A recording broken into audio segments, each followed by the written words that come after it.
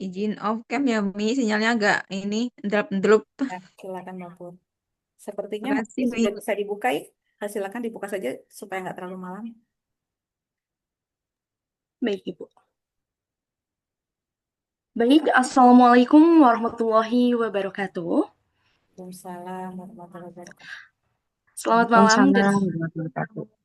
selamat malam dan salam sejahtera bagi kita semua. Pertama-tama saya ucapkan terima kasih dan selamat datang kepada yang terhormat Ketua P3M Universitas Teknologi Bandung, Ketua Pengabdian Masyarakat kali ini, yang kami hormati pula narasumber dan penulis buku Memeluk Luka Perjalanan Menuju Utuh, yang kami hormati editor buku, perwakilan penerbit CV FBM Solusindo, para dosen, guru, tamu undangan, serta seluruh peserta kegiatan yang berbahagia. Puji syukur marilah kita panjatkan kehadirat Allah Subhanahu wa taala karena berkat rahmat dan karunia-Nya kita bisa berkumpul dalam kegiatan bedah buku Memeluk Luka Perjalanan Menuju Utuh. Hasil kerjasama Universitas Teknologi Bandung dengan penerbit CV FBM Solusindo. Sebelum itu, perkenalkan, saya Mutia, selaku MC yang akan memandu jalannya acara pada malam hari ini. Dan tanpa berlama-lama lagi, Bapak Ibu, marilah kita mengawali kegiatan ini dengan mendengarkan sambutan dari Ketua P3M. Kepada Ibu Regina, kami silahkan. Baik, Mutia, terima kasih banyak. Sebelumnya, Bismillahirrahmanirrahim. Assalamualaikum warahmatullahi wabarakatuh. Waalaikumsalam warahmatullahi wabarakatuh. Selamat malam, Bapak Ibu semua. Yang kami hormati, para narasumber, penulis, dan editor buku, panitia, serta seluruh peserta bedah buku pada malam hari ini. Sebelumnya, izin memperkenalkan diri, saya Regina dari Direktorat Riset dan Pengabdian Masyarakat Universitas Teknologi Bandung. Izin kami dari Universitas Teknologi Bandung menyambut baik terselenggaranya kegiatan bedah buku dengan judul Memeluk Luka Perjalanan Menuju Utuh sebagai bagian dari upaya Universitas Teknologi Bandung bersama PBM Solution dalam mendukung penguatan literasi dan budaya menulis yang berdampak bagi masyarakat. Buku ini mengangkat tema yang relevan dan reflektif, mengajak kita untuk memahami proses pemulihan diri dan pertumbuhan melalui tulisan. Kami mengapresiasi kolaborasi seluruh pihak yang telah kontribusi dalam kegiatan ini. Semoga kegiatan ini memberikan manfaat, inspirasi, dan mendorong lahirnya karya-karya bermakna ke depannya. Mungkin sekian sambutan singkat dari saya. Mohon maaf bila ada salah kata. Terima kasih. Wassalamualaikum warahmatullahi wabarakatuh. Waalaikumsalam warahmatullahi wabarakatuh. Terima kasih kepada Ibu Regina selaku Ketua P3M Universitas Teknologi Bandung. Atas sambutannya dan tanpa berlama-lama lagi karena waktu mengingat sudah malam, kita akan lanjut ke sambutan Ketua Pengabdian Masyarakat kepada Ibu Tarsina Sumarni Eskom Mkom. Kami silahkan. Ya, bismillahirrahmanirrahim. Assalamualaikum warahmatullahi wabarakatuh.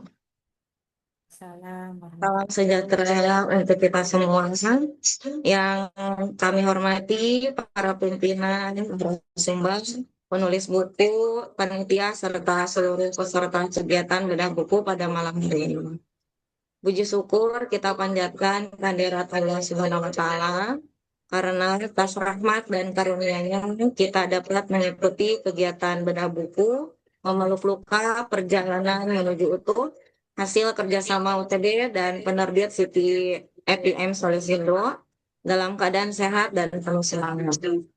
Kegiatan ini merupakan bagian dari komitmen pengabdian kepada masyarakat untuk menghadirkan ruang-ruang pembelajaran yang tidak hanya berfokus pada peningkatan kapasitas intelektual, tetapi juga pada penguatan kesadaran diri, karakter, dan kemanusiaan. Kami meyakini bahwa pengabdian masyarakat tidak selalu harus hadir dalam bentuk program teknis, tetapi juga dapat diwujudkan melalui ruang refleksi, dialog, dan literasi yang menyentuh sisi batin manusia. Kami berharap kegiatan bedah buku ini dapat menjadi ruang dialog yang hangat, terbuka, dan bermakna. Semoga apa yang dibagikan hari ini tidak berhenti sebagai wacana, tetapi dapat menginspirasi kita untuk hadir lebih utuh dalam peran pengabdian kita kepada masyarakat. Akhir kata, kami mengucapkan terima kasih kepada penulis, narasumber, panitia, dan seluruh peserta yang telah berpartisipasi. Semoga kegiatan ini membawa manfaat dan keberkahan bagi kita semua. Wabillahi taufiq wal hidayah. Wassalamualaikum warahmatullahi wabarakatuh. Waalaikumsalam. Waalaikumsalam, Bu Itar. Wabarakatuh. Waalaikumsalam, terima kasih atas sambutannya. Ibu Bapak sekalian, ternyata masih ada sambutan selanjutnya. Marilah kita dengarkan sambutan dari penanggung jawab tantangan menulis jadi buku dan grup guru inspiratif. Kepada Ibu Leni, kami silahkan. Assalamualaikum warahmatullahi wabarakatuh. Assalamualaikum warahmatullahi Selamat wabarakatuh. malam ya, Salam. Kak Mutia, atas waktu yang diberikan. Mohon maaf izin off cam. Selamat malam Umi, Bapak Ibu dosen, teman-teman editor dan teman-teman penulis semuanya yang berbahagia. Alhamdulillah di sini saya selaku PJ kegiatan tantangan menulis 20 hari jadi buku mengucapkan selamat kepada Umi atas terbitnya buku ini. Semoga buku ini bisa bermanfaat, memberikan dampak yang luar biasa, dan tentunya menginspirasi teman-teman semuanya untuk ikut menerbitkan buku juga. Masya Allah, luar biasa Umi. Perjuangan dari hari ke-1, proses menulis hingga ke hari 20, dan juga sampai terbit buku dan siap di launching pada malam hari ini. Itu adalah perjuangan yang luar biasa sekali Umi, dan kami tentunya sangat mengapresiasi sekali.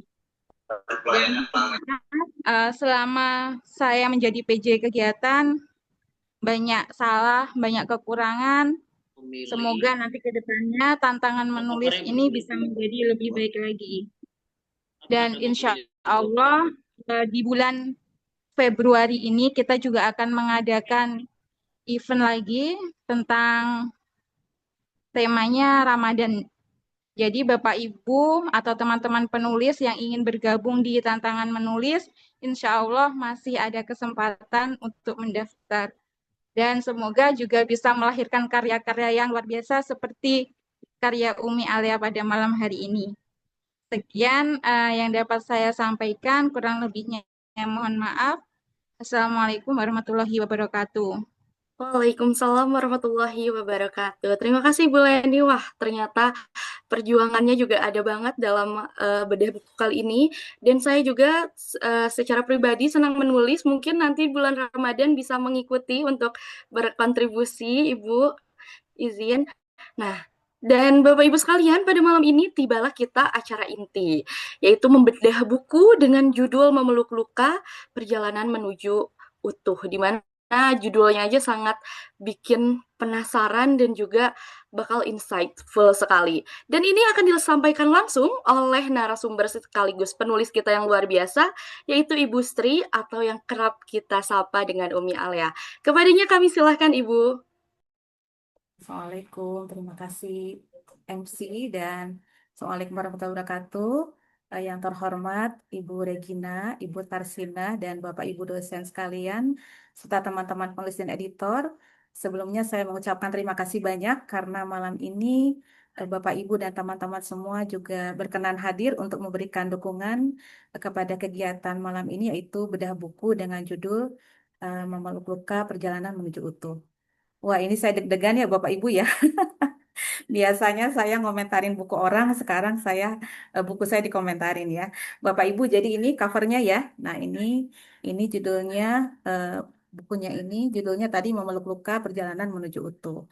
Dan tadi disampaikan oleh Ibu Leni bahwa buku ini memang lahir dari event yang rutin dilaksanakan, yaitu tantangan 20 hari menulis jadi buku. Jadi selama 20 hari itu saya dan teman-teman melakukan maraton. Setiap hari kita posting tulisan di Facebook, saling mengkomentari tulisannya juga diedit oleh editor. Di sini sudah hadir editornya Kalita ya. Dan akhirnya dengan dukungan semuanya, maka saya pun memberanikan diri seperti yang lainnya untuk lahir karya menjadi buku. Nah, Bapak Ibu sebelum masuk lebih jauh lagi, disclaimer dulu ya. Posisi saya di sini bukan sebagai orang yang ahli dalam menulis. Mungkin bedanya saya sudah lebih dulu saja di bidang literasi ini dan lebih aktifnya sih mendorong teman-teman untuk menulis ya. Dan saya sendiri ini baru buku solo yang kedua. Selebihnya lebih sering menjadi editor ataupun juga menjadi kolaborator di kegiatan-kegiatan menulis book chapter atau antologi. Nah, Bapak Ibu mungkin kegiatan malam ini pastinya berbeda ya dengan buku-buku kita pada umumnya, terutama Bapak Ibu yang dari dosen, yang biasanya kita nulisnya jurnal ya Bapak Ibu ya, atau buku-buku yang sifatnya akademis dan berat gitu kan. Nah ini kalau dari covernya ini banyak yang bertanya-tanya apakah ini bukunya novel atau apa gitu ya isinya. Nah ini sebetulnya Memeluk Luka ini adalah kalau kita kategorikan ini termasuk bukunya non-fiksi Bapak Ibu. Non-fiksi dan terkategorinya memoir reflektif. Jadi kalau memoir itu kalau kita apa namanya definisikan dengan bahasa yang lebih sederhana, memoir itu sama dengan biografi ya. Kalau biografi itu dia menuliskannya itu dari kita lahir sampai dengan hari ini atau kalau orangnya sudah meninggal sampai dengan dia wafat gitu ya. Artinya biografi itu mengcapture atau menuliskan semua kisah kehidupan atau sisi kehidupan, kalau memoir kepingannya saja. Dan kepingan-kepingan yang saya tulis ini kaitannya dengan luka ya. Makanya banyak orang yang nanya, ini kayaknya sedih deh bukunya gitu ya. Dari judulnya saja tentang luka. Nah, ini sifatnya memang reflektif, Bapak Ibu. Ini berawal dari kenapa sih saya menuliskan hal-hal terkait luka gitu ya. Memangnya ada apa dengan luka gitu. Nah, kalau dari sisi usia sih saya paling senior ya kalau di UTB ya. 50, saya sudah 50 plus ya. Nah, di usia 50 ini saya merasa baru punya ruang untuk diri saya sendiri merefleksikan perjalanan hidup saya. Jadi, ketika anak-anak saya sudah besar, yang sulung sudah bekerja, yang bungsu tahun ini kuliah, biasanya hari-hari saya yang sibuk buat ngurus mereka, ngurus kerjaan, sekarang kok jadi ada sesuatu yang hilang gitu ya. Sesuatu yang hilang dalam artian mereka biasa bergantung sepenuhnya kepada saya sebagai ibu, sekarang mereka mandiri dan punya kehidupan sendiri. Nah, biasanya di tengah-tengah ruang-ruang itu adalah kesempatan buat saya sendiri melihat ada banyak hal mungkin yang terlewatkan kemarin karena lebih banyak memerankan fungsi-fungsi untuk tadi ya 4 anak lahir berdekatan gitu. Terus pas kecil nggak ada ART gitu kan.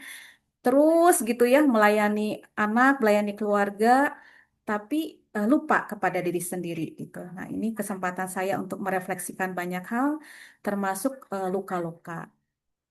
Nah itu awalnya itu adalah ketika saya merasa waktu itu anak sulung bertugas di Semarang. Wah ini yang sulung di Semarang nih gitu kan. Terus yang kedua lanjut di UTB yang kedua ya ikut kelas bahasa Jepang jadi dia kelas karyawan terus mau ke Jepang terus adiknya juga mau ke Jepang ya jadi waduh saya bilang ini nanti saya fungsinya jadi apa ya yang dulunya saya dibutuhkan anak-anak sekarang saya seperti tidak punya arti gitu ternyata itu sebetulnya lahir dari kebutuhan saya sebagai ibu untuk terus divalidasi keberadaan saya. Jadi artinya berarti saya merasa tidak berarti ketika mereka sudah tidak hadir di sisi saya. Nah, itu ternyata itu adalah lahir dari luka saya yang menautkan keberadaan saya itu terhadap fungsi sebagai ibu ya, yang mungkin satu saat mereka akan lepas. Nah, dari situ akhirnya saya mulai mencoba untuk merefleksi banyak hal, termasuk hal-hal mungkin yang saya rasakan itu sepertinya sah-sah saja ada dalam hidup saya, tapi ternyata itu juga muncul dari luka ya. Misalnya saya sering gitu ya bicara gini, "Eh, kok saya tuh gampang nolong orang lain, tapi kok orang nggak peduli sama saya gitu kan?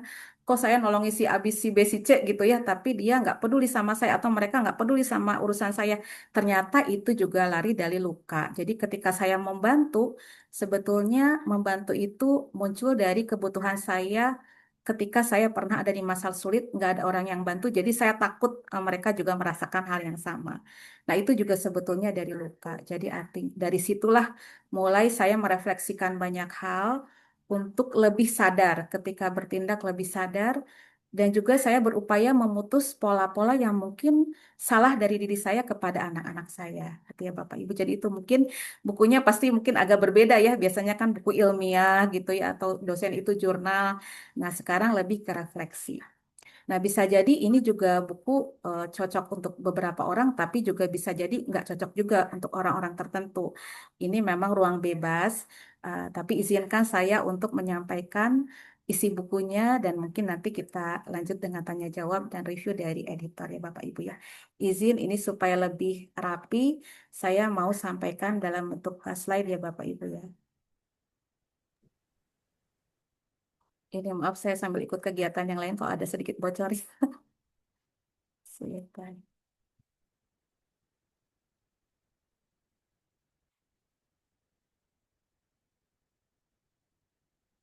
Udah kelihatan Bapak Ibu?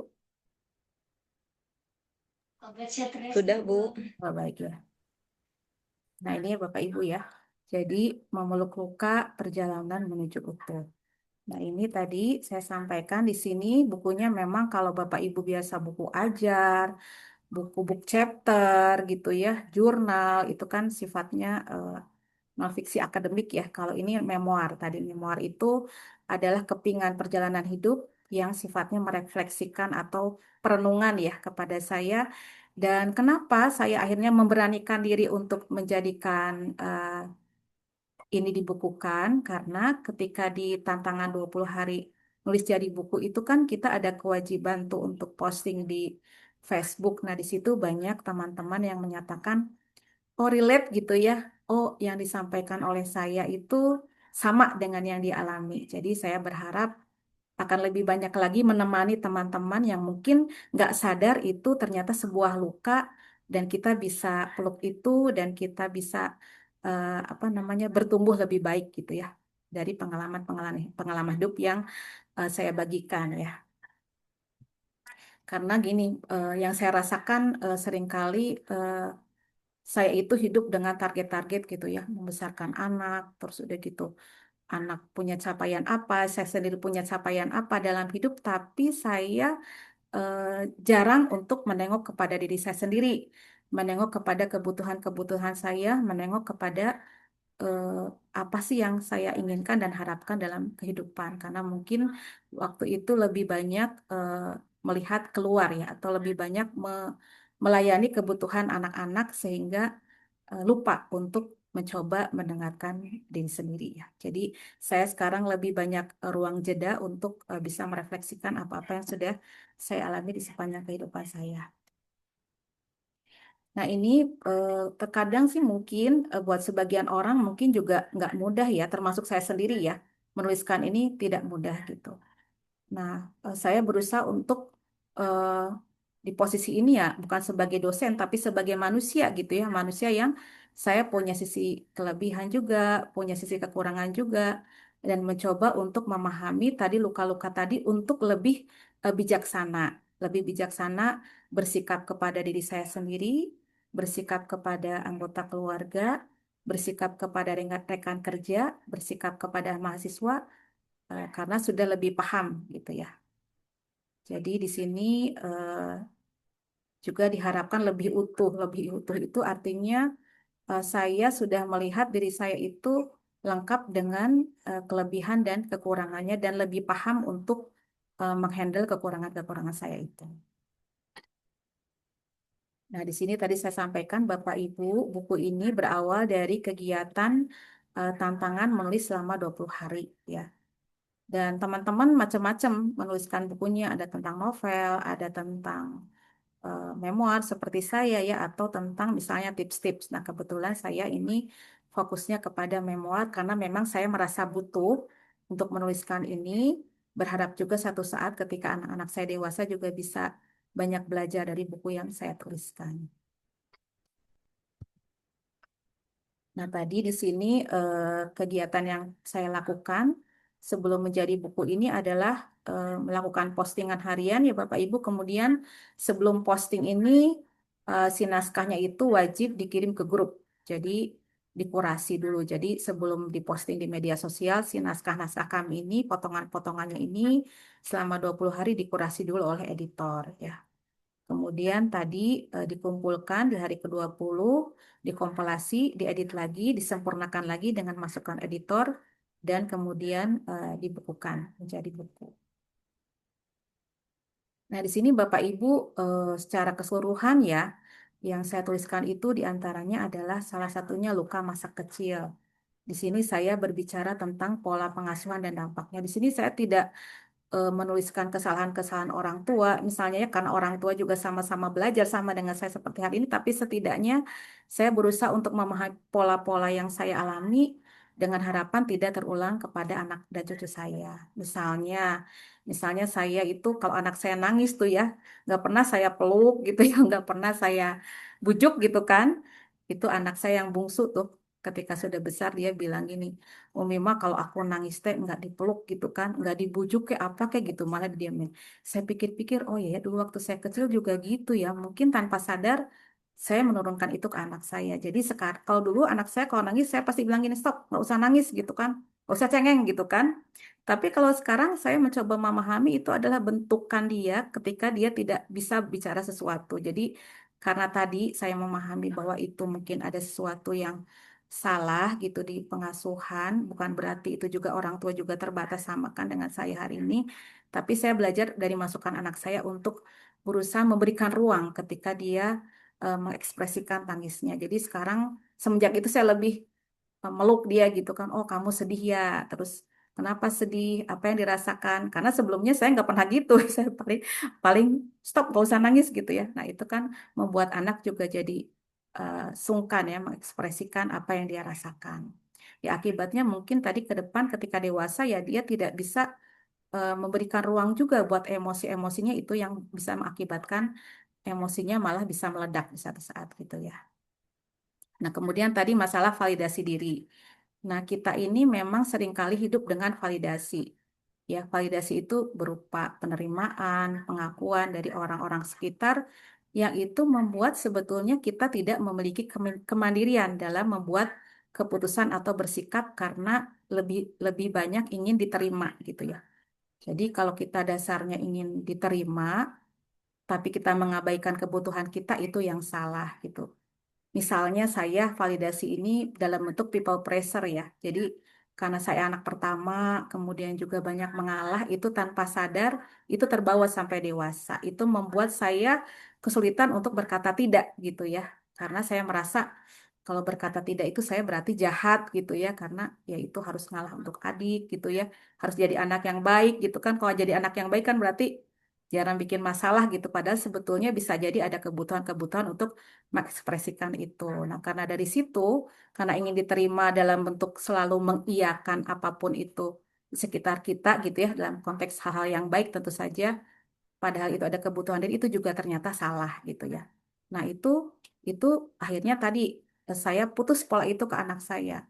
Mungkin kalau di tataran Sunda itu kan kebanyakan orang Sunda itu sungkan ya untuk mengatakan tidak gitu. Tapi anak-anak saya itu memang saya berikan apa namanya eh, berikan bekal untuk mereka bisa berani berkata tidak gitu, dan itu mungkin awal-awal seperti oh kok anak ini kayak melawan gitu ya, tapi sebetulnya itu dia memberikan batasan gitu, batasan dalam hal memang yang dia bisa bersikap gitu. Di situ saya melihat alhamdulillah sudah bisa terpotong ya ke pola-pola saya yang people pleaser, ternyata anak-anak bisa lebih mandiri, bisa lebih memiliki kemandirian emosional. Itu contoh dari luka validasi diri. Dan misalnya di sini juga ada poin belajar asertif ya. Tadi sama dengan berkata tidak atau memberikan batasan dan yang lainnya. Ya, itu bisa dibaca di buku ya kayaknya. Jadi itu contoh-contoh, maksudnya saya merefleksikan itu bukan berarti untuk mencari-cari kesalahan ya Bapak Ibu, tapi sebetulnya ingin menjadi lebih baik lagi ya. Pastinya orang tua saya pun juga belajar banyak, saya pun juga sama gitu ya. Dan ini saya perbaiki hal-hal yang memang saya rasakan perlu diperbaiki gitu ya. Nah, ini Bapak Ibu di sini secara umum apa namanya bagian-bagiannya itu tadi ada tentang ruang memberikan ruang asertif pada anak, kemudian apa kata orang. Kadang-kadang kita hidup dengan eh, kamu jangan kayak gitu, gimana nanti orang melihat kita gitu kan. Jangan malu-maluin nanti orang ngomong apa gitu. Nah, itu juga berarti dari kebutuhan validasi ya. Validasi kita itu selalu butuh persetujuan orang lain. Padahal mungkin kalau halnya baik ya kenapa tidak dilakukan gitu. Nah, ini juga cinta tanpa syarat ya. Cinta tanpa syarat kemarin juga saya baca di Instagram, ada itu salah satu anak muda ya. Dia kerja di luar negeri, terus dia bilang gini, gue jauh dari ibu, tapi gue nggak ada tuh kangen gitu ya. Pengen nelfon ibu atau gimana, kayaknya gue nggak terhubung sama ibu gitu kan. Saya jadi merefleksi ke diri saya sendiri, ya nanti saya kalau jauhan gitu anak saya kangen gak ya? Karena mungkin tadi ibunya itu hanya berperan sebagai fungsional aja sebagai ibu, tapi rasanya itu nggak main gitu ya. Dia melakukan A, B, C, D itu sebagai bentuk tanggung jawab, tapi rasa dia itu nggak main. Sehingga yang ada itu tuntutan. Kalau kamu ini, ibu bakal ini. Kalau kamu itu, ibu bakal apa gitu. Sebetulnya memang anak harus dikenalkan dengan hal yang baik dan buruk, tetapi kita juga harus memahami ya. Kalau saya sekarang gitu ya, mulai paham bahwa cita tanpa syarat itu artinya kita melihat bahwa anak juga makhluk ciptaan Allah yang berproses sama dengan kita menuju baik itu kan berproses. Kita pun juga sama sampai dengan usia seperti ini pun saya pun juga masih banyak salah. Jadi dari situ juga saya setelah memahami hal itu mencoba untuk bijaksana. Saya punya anak 4, tidak berupaya untuk membanding-bandingkan. Kan kadang suka gini, sebetulnya orang tua pengen ngasih semangat ya, misalnya, tuh lihat adik kamu kayak gitu, pinter, kenapa kok kamu nggak bisa? Atau misalnya membandingkan dengan diri kita sendiri ya. Jadi kemarin ada juga di Instagram, itu satu anak yang konsultasi ke psikolog, dia menyampaikan dia itu sedih banget gitu ya. Sedih banget kenapa? Karena dia merasa tidak bisa sepintar ayahnya. Dia merasa dirinya bodoh. Nah, itu sebetulnya bentuk salah satu wujud cinta bersyarat. Kalau yang saya terapkan ke anak saya, 4 anak saya ini berbeda-beda ya, termasuk yang bungsu. Yang bungsu itu dia itu dari kecil itu tidak suka belajar, sangat tidak suka belajar. Tapi lebih senangnya itu dia crafting ya, atau kegiatan-kegiatan yang sifatnya itu lebih praktek gitu kan. Nah, makanya ketika dia sekolah di pondok harus banyak menghafal itu dia merasa kesulitan banget dan saya di situ berusaha untuk memahami ya, tidak menuntut tapi menyampaikan bahwa ya bersabar saja kalau di sana memang banyak hafalan tapi kamu juga punya kelebihan gitu. Jadi saya melihat dia memang kelebihannya di crafting dan ketika kemarin masuk ke perguruan tinggi, ternyata memang dia bisa berprestasi ketika dia sesuai dengan bidangnya. Jadi maksudnya kalau kita cinta kita bersyarat, mungkin tadi yang muncul ya pemaksaan ya. Ibu akan sayang sama kamu kalau nilai kamu 10. Ibu akan sayang sama kamu kalau kamu jadi penulis sama seperti ibu misalnya gitu. Ibu sayang sama kamu kalau kamu pintar matematika. Nah, saya sendiri eh, apa namanya dengan memahami bahwa tadi setiap orang punya kelebihan kekurangan dan bahwa eh, rasa tidak cukup misalnya saya sendiri misalnya tidak cukup dengan diri saya hari ini dengan hidup saya bisa aja saya berikan ke anak saya biar kamu lebih sukses kamu harus A B C D. Nah, tapi tadi saya berupaya untuk memberikan cita-cita masyarakat dan yang lain-lain. Nah, Bapak Ibu ya. Nah, di sini Bapak Ibu juga inner critic mungkin ya, ini juga yang paling sering. Jadi seringkali hal yang mendorong saya untuk tidak cepat bertindak itu adalah ketakutan-ketakutan atau suara-suara yang muncul di kepala saya. Termasuk ini Bapak Ibu terbitnya buku ini yang mungkin Kalita nanti bisa bercerita ya. Lama banget saya sampai memutuskan untuk bisa terbit ya, merasa banyak yang kurang. Terus kayaknya nih orang bukunya isinya keren-keren kok saya tentang luka gitu ya. Tapi akhirnya saya berpikir, ya mungkin ada banyak orang yang hidupnya kuat gitu, nggak terlalu reflektif seperti saya gitu ya, nggak kasarnya mah baper gitu kan. Tapi ada juga orang yang banyak merefleksi diri seperti saya gitu. Dan ternyata memang kalau kita main di trade, apalagi trade itu banyak orang yang bercerita tentang permasalahan hidupnya. Ini juga buku ini saya pikir relate dengan banyak orang seperti itu. Jadi inner kritik itu sebetulnya luka juga yang menilai diri itu tidak puas karena selalu membandingkan dengan orang lain. Atau misalnya saya ketika mau terbit buku ini, saya membandingkan dengan penulis-penulis lain yang sudah lebih hebat gitu ya. Itu juga yang membuat beberapa kali bisa jadi saya tidak mengambil keputusan karena terlalu ramai isi di kepala saya. Nah ini Bapak Ibu, seberapa jauh sih efek nulis buku ini buat saya sendiri? Ya, meskipun dikatakan sangat-sangat terlambat ya, karena saya tadi tadi pagi juga di Zoom, wah, ada yang sudah lebih keren ya, dia lebih mengenal dirinya itu di usia 30, saya 50 ya, udah bedanya 20 tahun. Tapi mudah-mudahan dari sini saya menuliskan ini juga barangkali ada Bapak Ibu yang atau teman-teman di sini yang mengalami hal serupa, belum bisa mengenal diri lebih jauh, ternyata mengenal diri itu asik banget loh gitu ya. Saya ini tadi inner critic, kemudian juga saya overthinkingnya luar biasa ya. Pernah satu saat itu anak saya di pondok itu jatuh ya. Nah, saya tuh bayangan saya tuh jatuhnya tuh parah banget gitu ya, sampai saya nyetir mobil tuh kebut gitu kan ke sana mau jemput anak saya. Terus satpamnya bilang gini, Bu, kenapa Ibu jemput? Karena aku tuh pandemi ya. Saya takut anak saya, Pak, apa namanya nggak keurus. Kami siap ngurus gitu kan, nggak apa-apa kok anaknya. Tapi saya kekeh gitu ya, Pak, namanya juga orang tua. Ya kasarnya mah saya yang tanggung jawab dan saya balikin gitu kan. Kenapa saya ngotot ngejemput? Karena saya pernah punya luka atau pengalaman dengan anak saya yang pertama. Dia jatuh, terus saya telat ngobatin, terus ternyata jadi infeksi. Jadi itu mungkin jadi ketakutan saya atau database itu membuat saya akhirnya mengeneralisir gitu ya, mengasosiasi juga pasti ini anak saya yang sekarang itu akan mengalami yang sama. Taunya anak saya jalan kaki biasa aja gitu ya. Tapi udah kandung malu udah jemput ya, ya saya jemput aja pulang ke rumah. Seperti itu. Jadi saya kadang-kadang ketakutan-ketakutan itu lebih mendominasi. Nah, tapi semenjak saya mengenal luka itu bahwa ternyata ketakutan saya itu muncul dari saya yang waktu kecil banyak eh, khawatir ya, banyak apa namanya, mungkin dalam tanda kutip ketakutan-ketakutan yang nggak perlu yang dipelihara, itu saya juga mulai sering dialog dengan diri sendiri gitu Bapak Ibu. Jadi dampaknya sih buat saya luar biasa meskipun bisa dikatakan terlambat ya.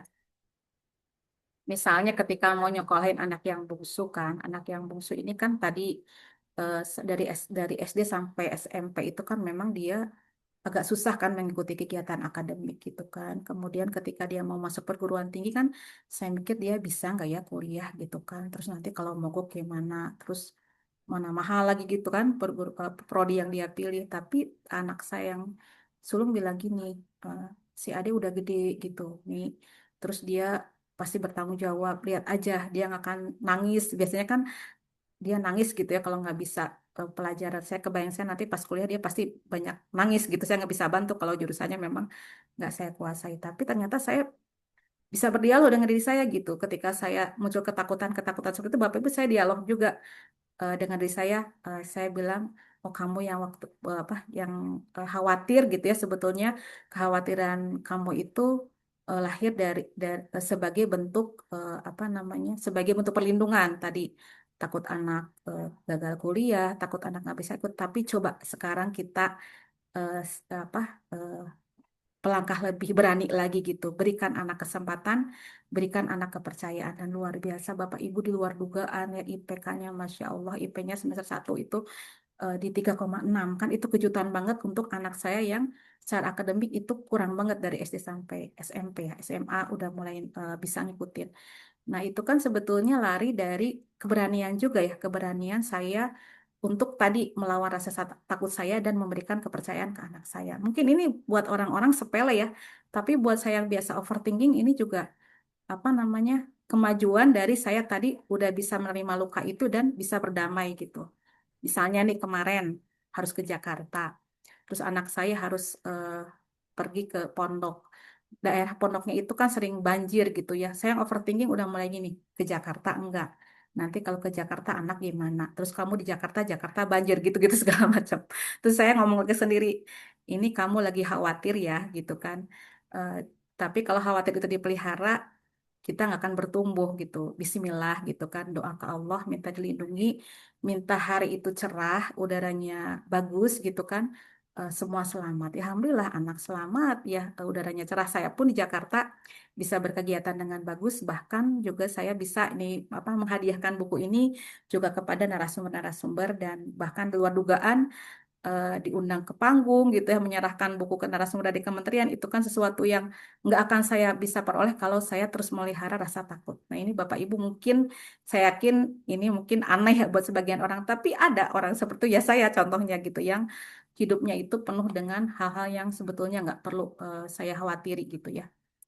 Jadi bisa dikatakan usia ini telat untuk bisa mengenal diri, tapi tetap bersyukur dan mudah-mudahan dengan menuliskannya juga bisa bisa menemani teman-teman yang usianya mungkin jauh lebih muda dari saya yang kira-kira memiliki hal yang sama. Ternyata dengan mengenal diri kita ini kita lebih bisa berdamai dan bisa lebih mendekatkan diri kepada Allah karena kita jadi betul-betul memahami bahwa kita adalah makhluk yang terbatas seperti Bapak Ibu yang saya alami. Nah, ini Bapak Ibu. Jadi mungkin buku yang saya tulis ini kan terbatas ya, cuma 20 hari 20 topik. Dan itu bisa jadi ada yang relate dengan Bapak Ibu, bisa jadi tidak. Dan ini juga tadi pada prinsipnya pasti masing-masing kita punya hal yang itu polanya berulang ya dalam hidup kita yang itu bisa kita identifikasi sebagai luka gitu ya. Entah itu tadi terlalu reaktif, orang ngomong sedikit jadi reaktif gitu ya, atau cepat tersinggung gitu kan, atau misalnya tadi penuh dengan ketakutan, atau relasi yang nggak bagus, itu biasanya muncul dari luka-luka yang belum sembuh gitu. Nah, utuh itu berarti kita mencoba untuk menyelami diri kita sendiri. Oh ya, saya ada luka-luka ini, penyebabnya apa, harus bagaimana, terus kemudian bagaimana kita memutus rantai itu supaya tidak dilanjutkan kepada anak cucu kita. Dan ini harapan saya tadi disclaimer, bukan sebagai ahli, saya hanya berusaha untuk menuliskan apa yang saya alami ya, dan mungkin juga saya lebih senior dari sisi usia dengan teman-teman dosen juga di UTB, dan mudah-mudahan sedikit banyak bisa mungkin menjadi teman juga ya ketika membaca buku ini. Nah, ternyata seru Bapak Ibu mengenal diri sendiri, pulang ke diri sendiri, kemudian tadi tidak terlalu sibuk dengan eksternal gitu ya, dan merasa cukup dan bahagia dengan apa yang Allah beri itu membuat hidup kita lebih tenang. Kalau dulu saya merasa harus terus berkompetisi orangnya ya, perasaan untuk kompetisi terus gitu kan, nggak ada ujungnya ya, karena mungkin saya memang dari kecil orangnya kompetitif gitu ya. Tapi sekarang sudah mulai memilah gitu di area mana saya eh, mesti bergerak berkompetisi, di mana saya harus mengerem gitu. Kalau bisa dikatakan luka, mungkin saya pernah punya luka dulu pengen ikut ini itu les ini itu, tapi orang tua nggak ada uangnya gitu ya. Nah, sempat beberapa waktu yang lalu itu setiap ada kesempatan belajar lagi pasti saya ambil, entah itu relate atau tidak relate dengan apa aktivitas saya. Kalau sekarang saya sudah mulai bisa merasa ini saya ikut dari luka atau memang saya butuh ya.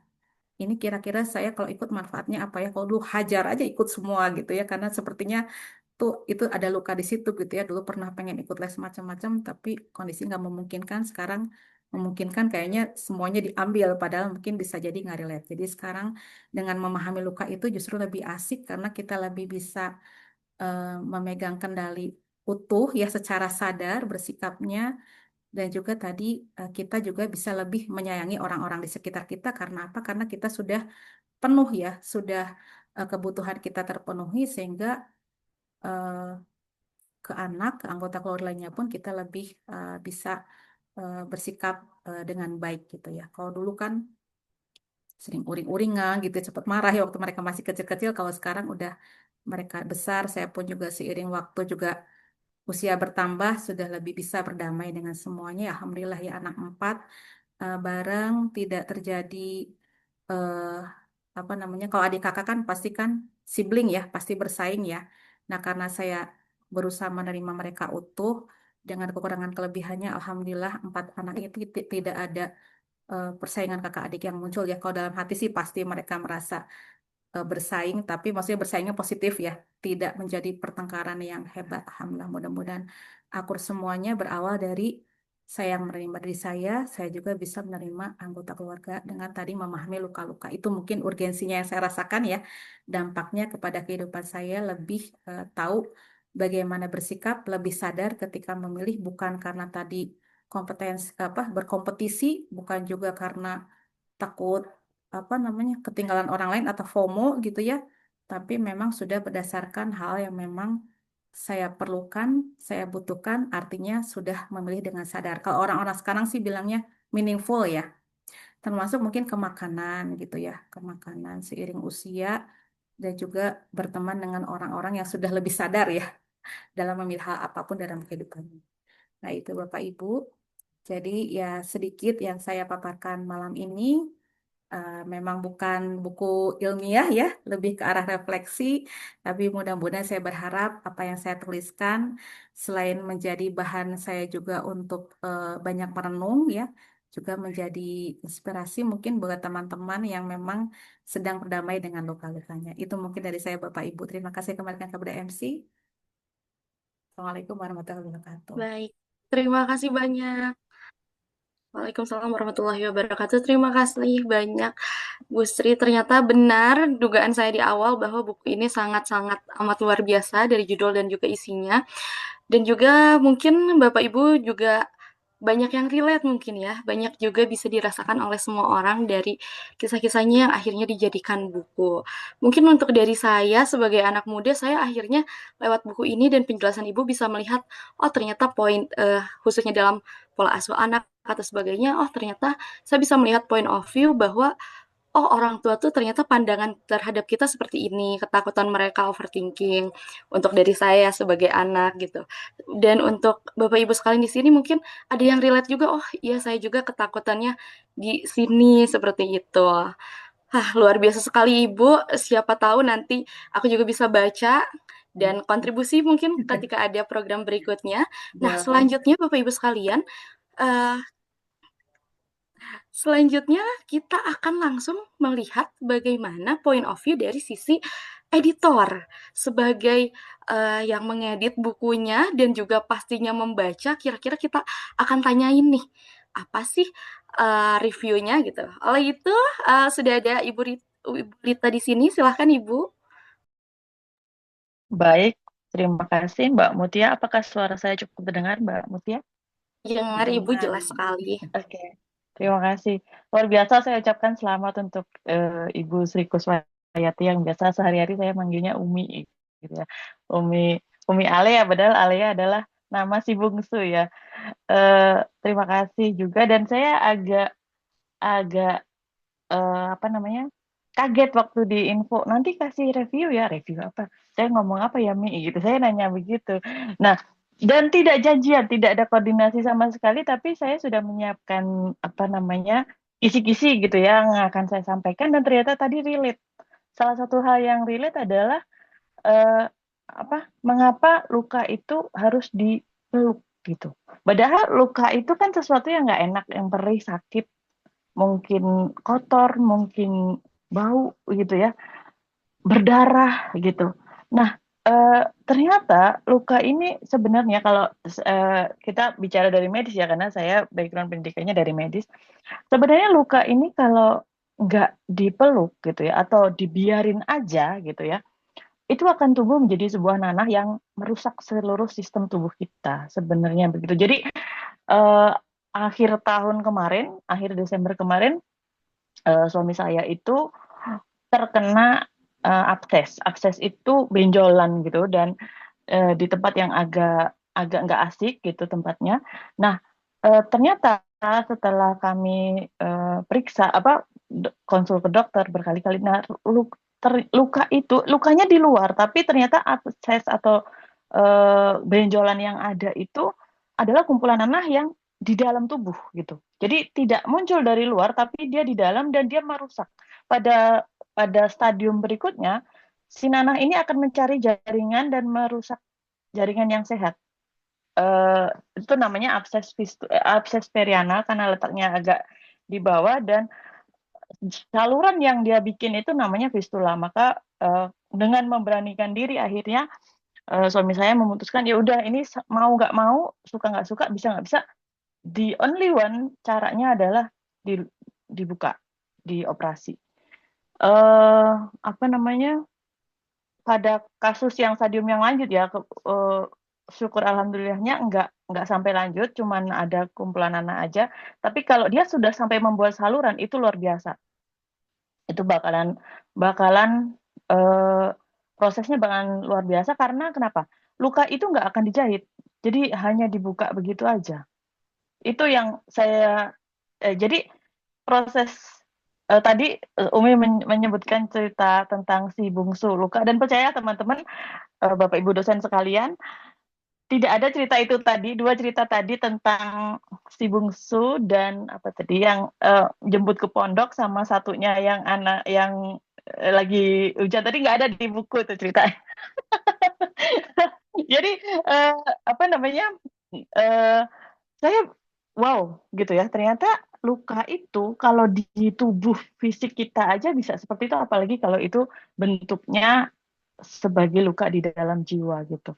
Nah, kita selalu dibesarkan. Saya yakin teman-teman semua ya di sini, Bapak Ibu dosen dan teman-teman penulis, saya lihat ada beberapa penulis dan editor, kita dibesarkan di lingkungan yang appreciate kepada hal-hal yang tampak, prestasi, ya kemudian pencapaian-pencapaian yang terlihat gitu.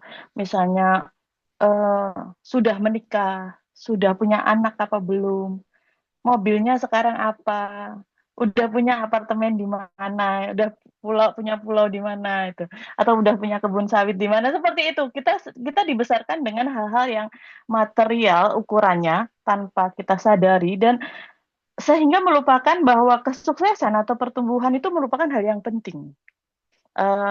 Apa namanya, proses belajar yang internal itu merupakan hal yang penting gitu. Kita bahkan mungkin lupa gitu, kita nggak sadar. Tadi 2 kali atau beberapa kali ya, Umi menyebutkan saya mungkin terlambat. It's never too late. Jadi untuk saya tidak pernah ada kata terlambat untuk seseorang menemukan tujuan hidupnya.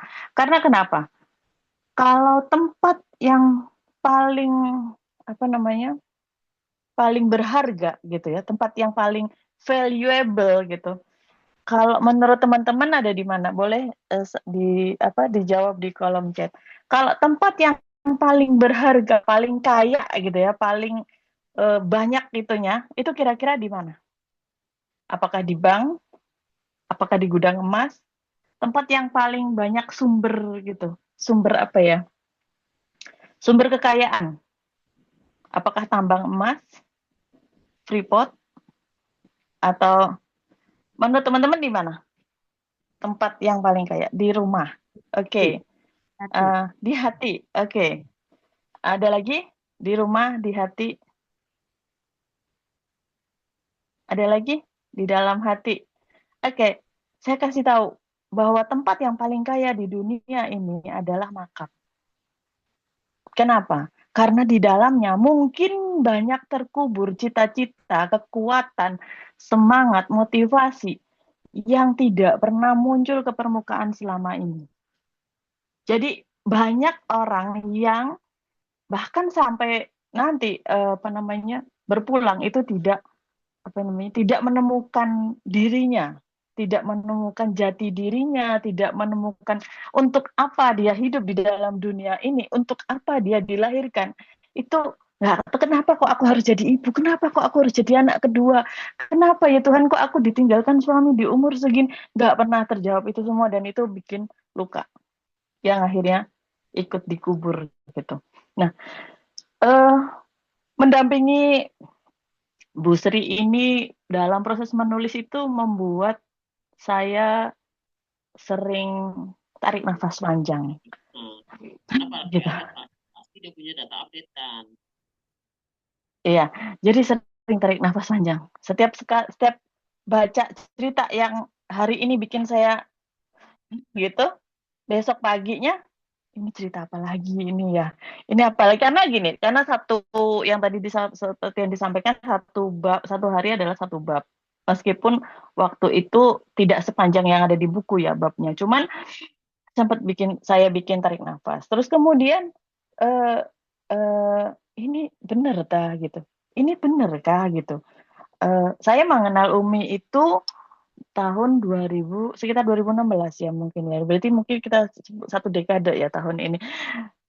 Umi yang sekarang sama Umi yang 2016 itu adalah Umi yang berbeda. Jadi serius ini nulis begini gitu kan, maksud saya begitu. Dan pada proses kepenulisannya kami memang beberapa kali berteleponan untuk diskusi. Ini maksudnya seperti apa? Meskipun saya nggak bertanya itu tentang siapa atau tentang apa, tapi ceritanya tentang begini. Itu benar-benar membuat saya kok rasanya aku ya yang lagi pulang ke dalam diriku gitu. Jadi ada perasaan seperti itu buat saya yang menemani beliau menulis day by day ya, waktu itu 20 hari sebelum kemudian dilakukan proses editing. Itu luar biasa sekali.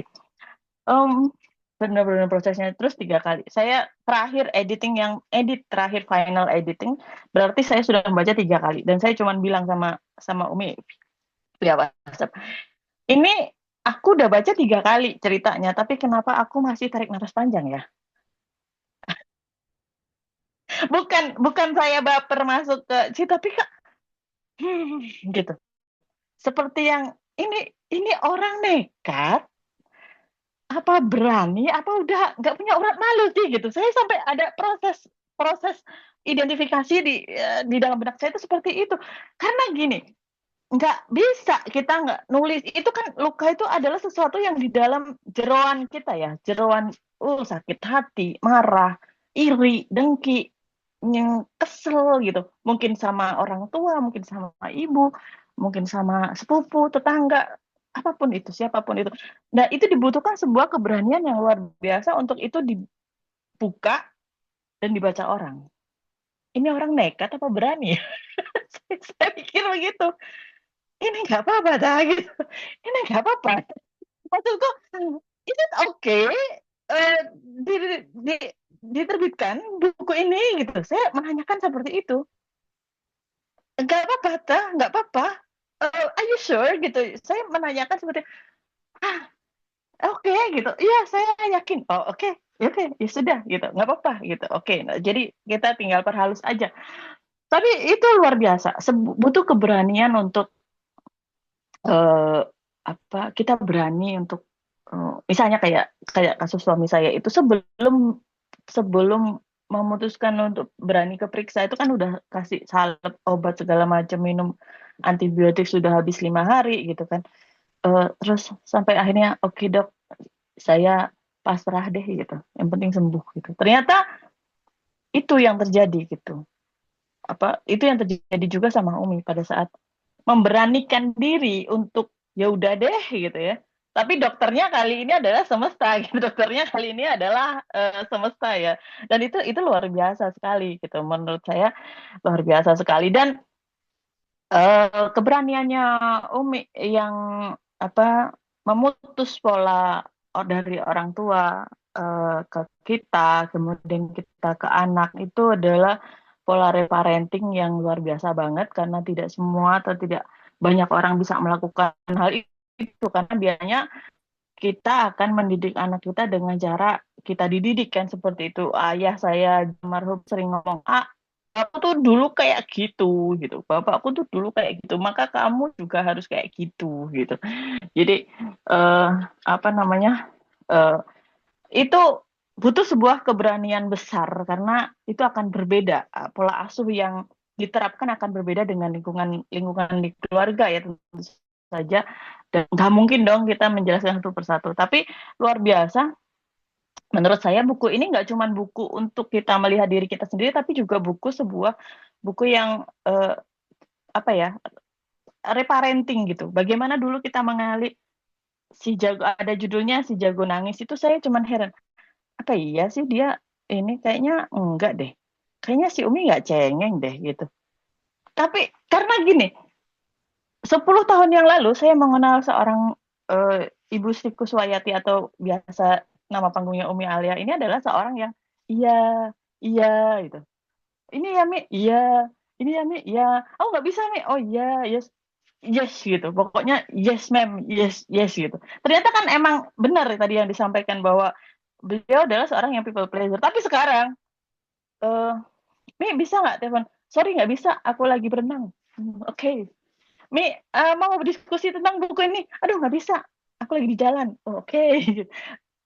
Keberanian dia berkata tidak itu justru membuat saya, bukannya saya menjauh, enggak, saya justru respect gitu. Jadi oke, berarti dia bisa respect herself gitu.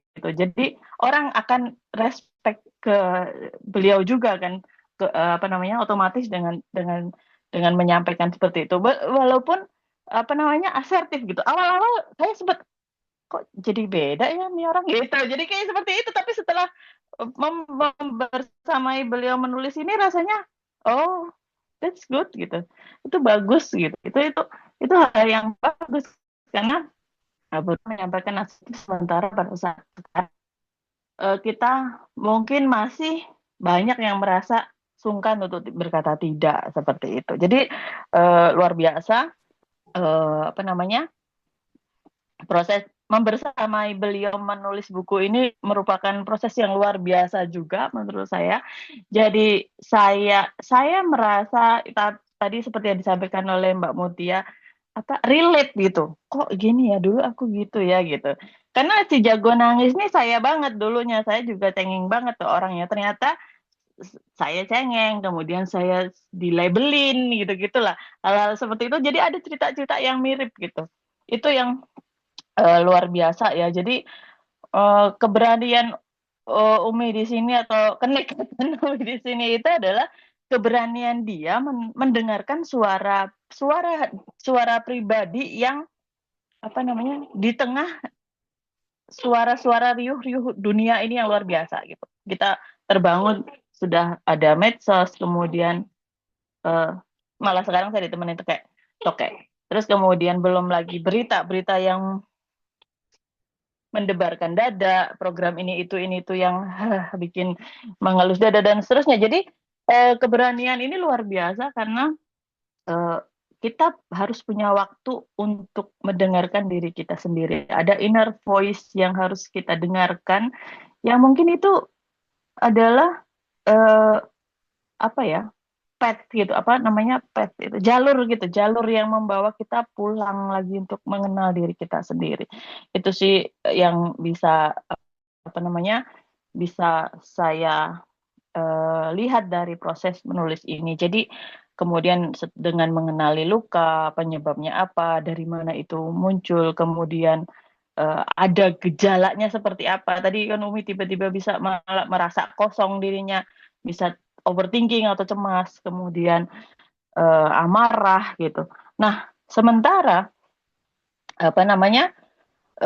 kalau kita tidak mengenali luka itu, menurut saya Umi akan susah berdamai dengan masa lalunya. Mungkin ada amarah-amarah terhadap orang tuanya atau sekitarnya atau siapapun itu di masa lalunya, tapi kalau nggak berdamai itu mungkin nggak akan beres sampai dengan sekarang. Dan menurut saya Umi sudah berhasil membuat ruang aman bagi dirinya sendiri, menciptakan sebuah batasan untuk dirinya sendiri yang jadi kalau teman-teman itu kalau pernah lihat tanaman tomat itu kan dipagerin ya, ada yang dipagerin gitu pakai bambu ya, dan ada di nah Umi bisa membuat pagar itu agar tunas-tunasnya tuh nggak dipatokin ayam.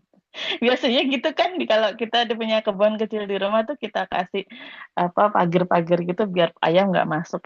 Cuman ditancap-tancapin aja. Sebenarnya sangat rapuh, sangat mudah dicabut oleh orang, tapi tidak oleh seekor ayam gitu. Dan di sini ruang aman ini adalah hal yang sangat penting untuk diri kita. Entah itu diri kita sendiri dengan diri kita atau dengan lingkungan terdekat seperti keluarga gitu ya. Atau bahkan ada yang di keluarganya tidak merasa aman. Ada mungkin seorang anak yang nggak ngerasa safe gitu untuk cerita ke ibunya misalnya. Belum cerita ibunya udah ngegas duluan. Misalnya saya yakin di sini enggak, di luar sana banyak. Nah, membuat ruang aman ini adalah sebuah tantangan di tengah situasi yang luar biasa ini. Kalau kita nggak ngerasa aman dengan diri kita, maka bagaimana kita bisa memberikan ruang aman bagi orang lain? Itu ya.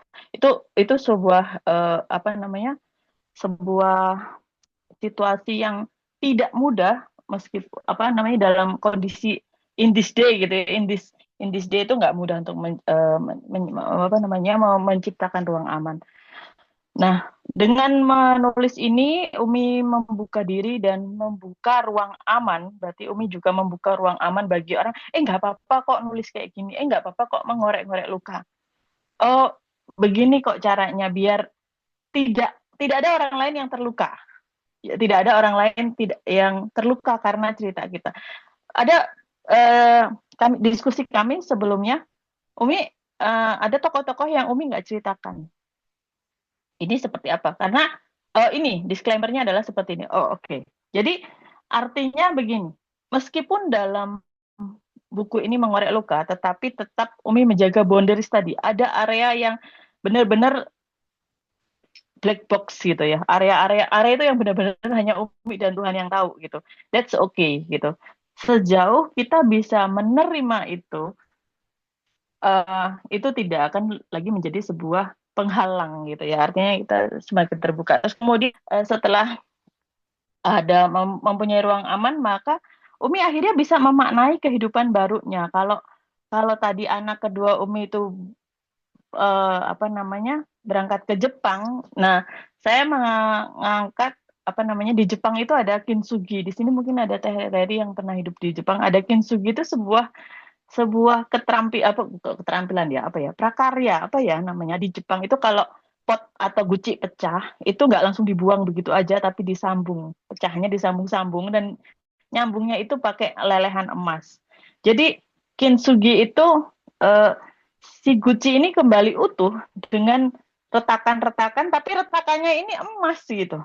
Bukankah itu lebih bernilai dari hanya sekedar guci biasa?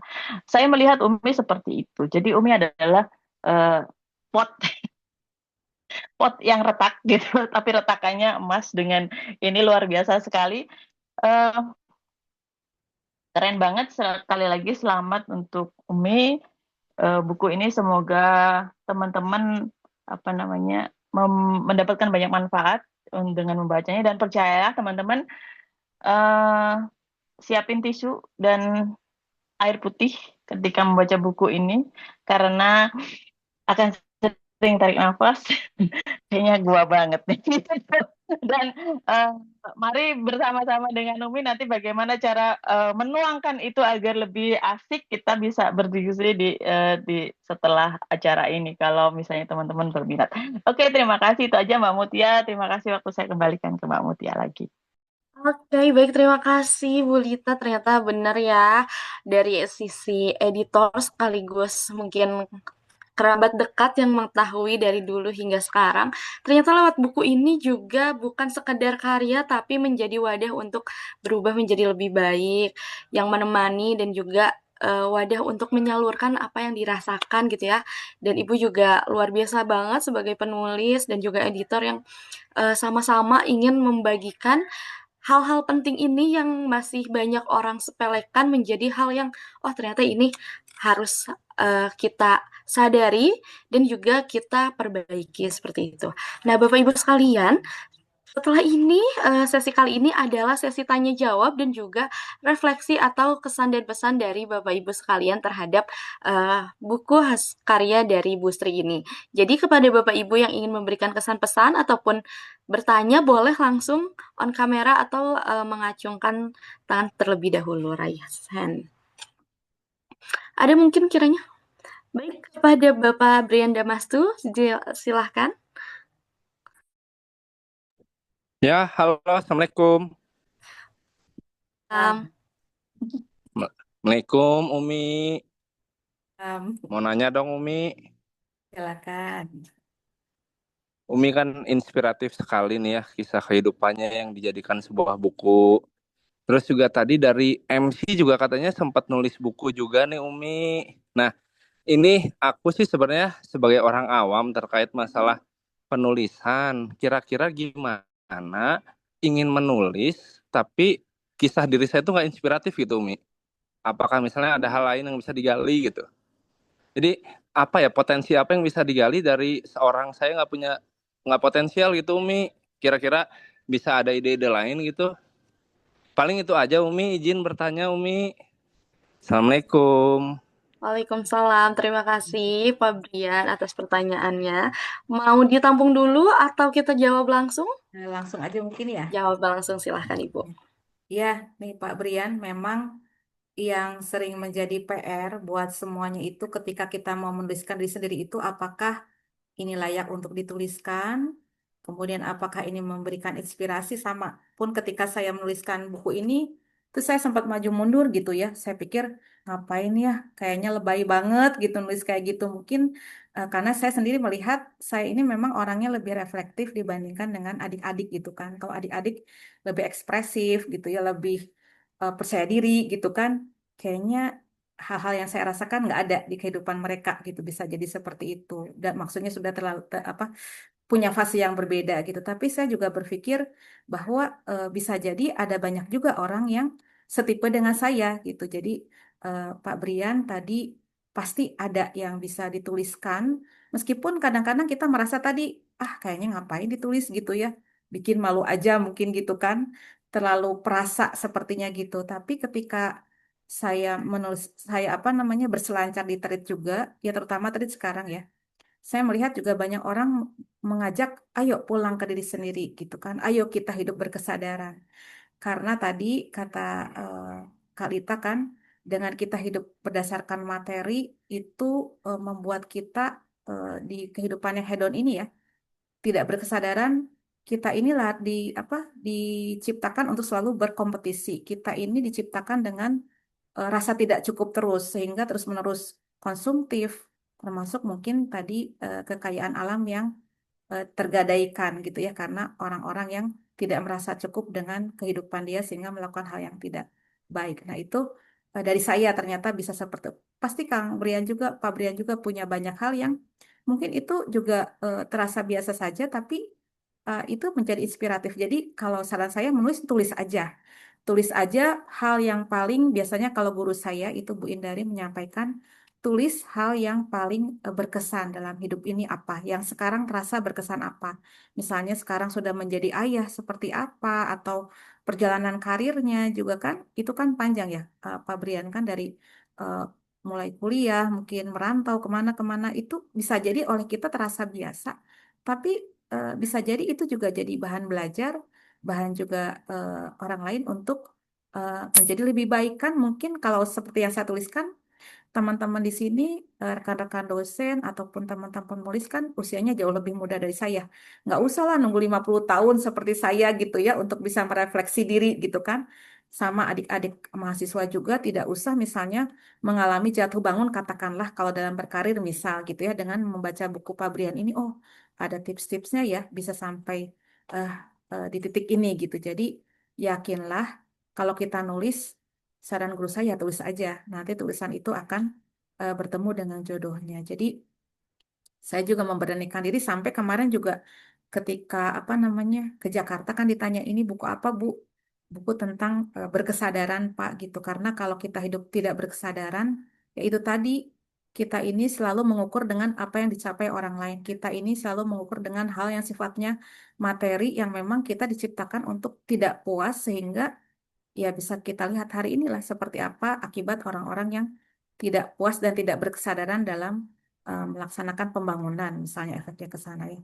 Kalau dikaitkan dengan tindak pidana korupsi ya, mungkin dari luka-luka tidak puas itu atau tidak cukup itu, misalnya orang tua tanpa sadar misalnya, jangan kayak ibu, ibu mah hidupnya kayak gini-gini, kamu harus lebih hebat misalnya dari sisi materi. Sebetulnya nggak apa-apa hebat, tapi mungkin kalau terlalu penekanannya materi, anak terus digosok-gosok sisi pencapaian materinya tanpa diajarkan misalnya harus berkesadaran bahwa itu berproses, bahwa itu mendapatkannya harus baik dan benar, itu juga bisa menjerumuskan ke dalam hal yang tidak kita inginkan. Jadi tadi Pak Brian, tulis aja yang sekarang ada di kepala, yang pengen dituliskan, mau tentang anak, mau tentang pekerjaan, mau tentang mata kuliah, apapun juga tuliskan itu, karena tadi kita tidak tahu kita berjodoh dengan apa, dan yang membuat kita terhambat untuk berkreasi, kata guru saya yang lain gitu ya, adalah overthinking tadi, termasuk saya overthinking.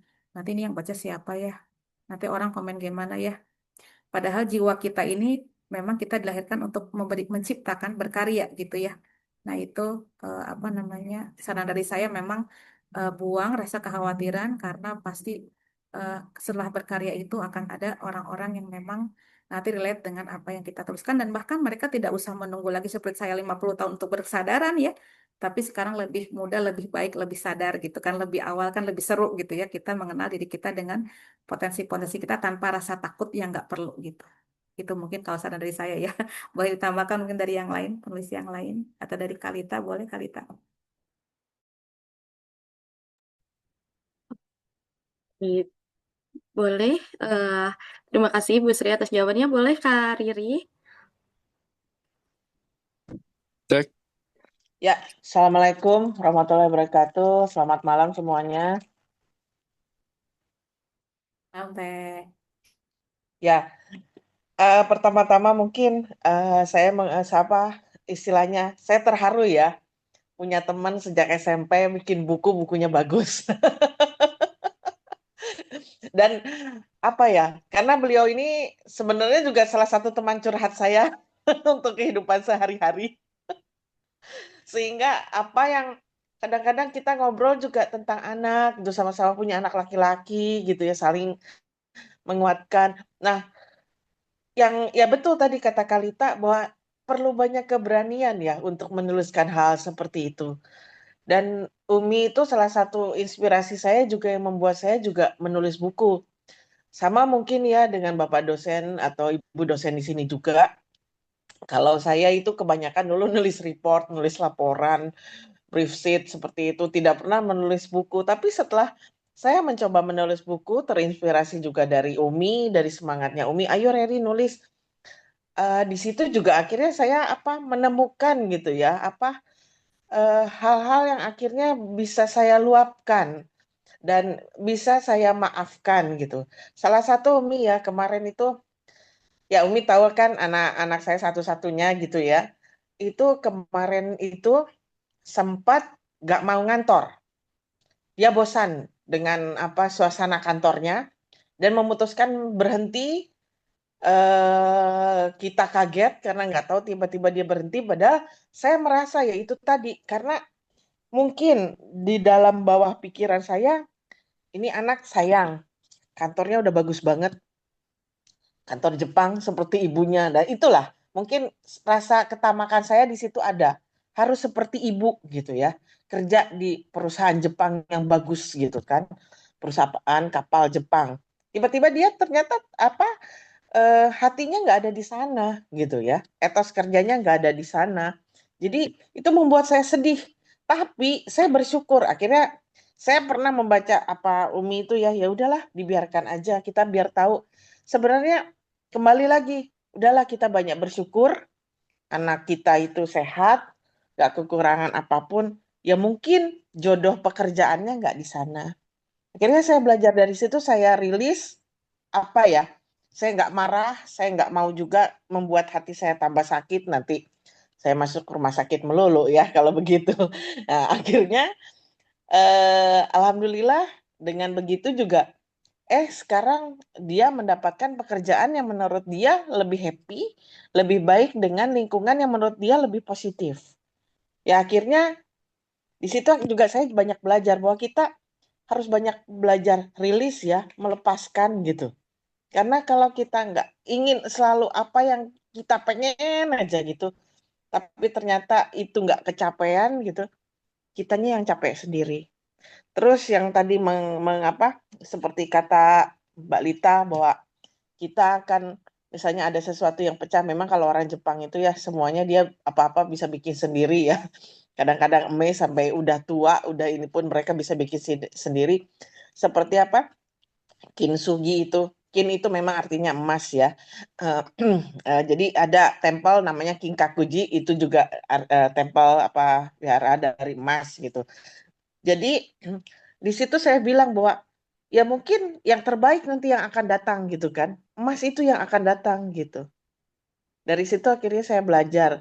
Dan saya kemarin sebenarnya sedih ya karena nggak bisa ketemu Umi di Jakarta, padahal saya pengen punya bukunya secepatnya. Mudah-mudahan setelah saya pulang dari Pangkalan Bun ya, cuy ya, nanti bisa mendapatkan bukunya. Itu aja. Sehat-sehat semua ya. Mungkin saya mau izin duluan Umi karena Terima kasih. saya besok Berangkat ya. mau Ya. jam 3 pagi saya udah harus siap-siap ke bandara lagi. Ya.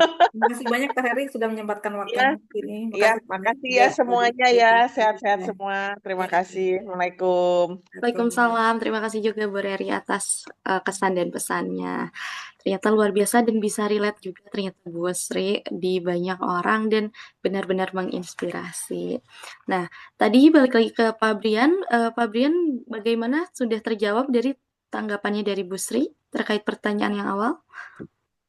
Oh ya, maaf tadi makasih MC terkait jawaban dari Umi itu inspiratif sekali. Kebetulan tadi saya hilang sinyal kayaknya nih Umi nih. Jadi kalau tadi saya dengar sih mungkin dari Umi lebih banyak terkait dari pengalaman hidup ya Umi ya, yang kita nggak boleh overthinking karena overthinking itu malah bikinnya netting gitu ya Umi ya. Ya. Nah, kan kalau Umi itu dari pengalaman hidup yang mencoba untuk berani nih, yang mungkin kan teman-teman milenial, mungkin Umi apa ya, masih milenial mungkin atau Gen Z ya Umi ya. Nah, sebenarnya aku pengen dapat antitesisnya dari MC nih Umi nih. Dari Oh MC ya, kan katanya juga nulis buku juga, aku pengen dengar sudut pandangnya nih. Gimana kalau Umi ternyata dari kehidupan, kalau Gen Z apakah dari hal-hal yang bagaimana gitu, biar mungkin jadi inspirasi aku juga nih, karena kalau dari kehidupan saya sendiri banyaknya humor nih Umi nih, nggak jadi kalau bagus humor juga. kalau cari yang potensial nggak ada dari diri saya ini kayaknya. Jadi kalau Umi sih kan takutnya overthinking ya, kalau aku sendiri mah takutnya jadi laku gitu Umi, kan jadi nggak enak gitu buku-buku yang dijualnya gitu. Jadi siapa tahu nih sudut pandang yang berbeda dari Gen Z, milenial ataupun kolonial, bukan kolonial ya, milenial ya Umi ya. Ya begitulah. Itu aku pengen dapat pembandingnya nih kayak gitu kan. Siapa tahu malah bisa kolaborasi nih antara yang tua dan muda. Maksudnya yang senior dan yang junior gitu Umi.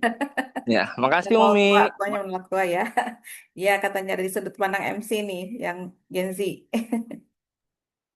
Eh, Aduh, baik Pak Brian, terima kasih atas pertanyaannya kembali. Kalau dari saya sebagai MC dan juga Gen Z nih ya Ibu, kayak saya sudah menyebutkan di awal bahwa dari buku ini dapat banget banyak point of view dan ternyata buku Ibu ini enggak apa ya, tidak termakan waktu gitu ya. Maksudnya di semua kalangan, di semua usia relate, apalagi untuk Gen Z itu yang emang sekarang konsennya ke sana.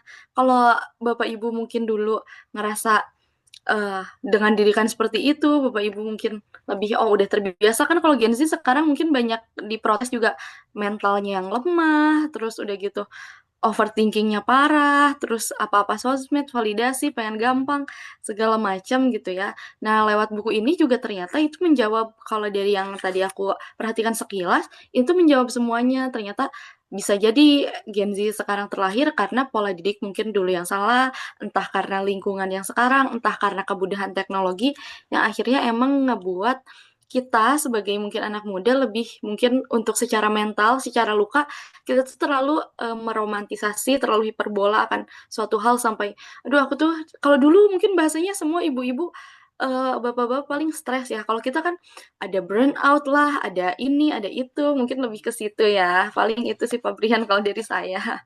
Nah, semoga menjawab ya Pak Brian. Nah, Ibu di sini juga ada uh, dari dosen saya khususnya ada Bu Rimba yang juga bertanya terkait bukunya nih. Boleh saya bacakan? Yaitu adakah bagian buku yang membuat Umi merasa tidak nyaman sampai naik cetak tetapi justru membuka sudut pandang baru? Apa yang harus dilakukan ya Umi? Kata dari Ibu Rimba. Silahkan Umi tanggapannya. Ada betul ada part yang saya pas lihat kayaknya ini kalau ditulis gimana gitu ya. Tapi tadi ketika ditulis sebetulnya itu seperti membuat saya rebirth gitu ya. Jadi saya kayak lahir kembali di usia 50 tahun plus plus gitu ya. Menjadi saya yang baru gitu. Saya yang baru dalam artian tadi yang dulunya butuh validasi atau penerimaan dari lingkungan gitu ya. eh, Kayaknya kalau bersikap B kayaknya aku dijauhin gitu kan. Kayaknya aku dibuang. Tapi sekarang saya mulai bisa bersikap ya nggak apa-apa kalau orang nggak suka, nggak apa-apa, nggak masalah gitu. Sepanjang yang saya pilih itu saya apa namanya benar, nggak melanggar aturan agama terutama gitu ya.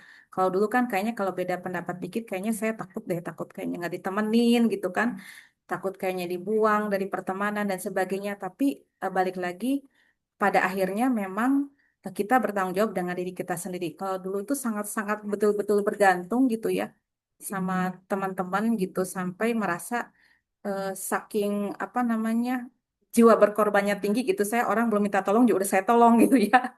Tapi ada masa ketika saya sulit ke orang tuh nggak ada yang nolong gitu. Oh ternyata saya menolong dari rasa takut.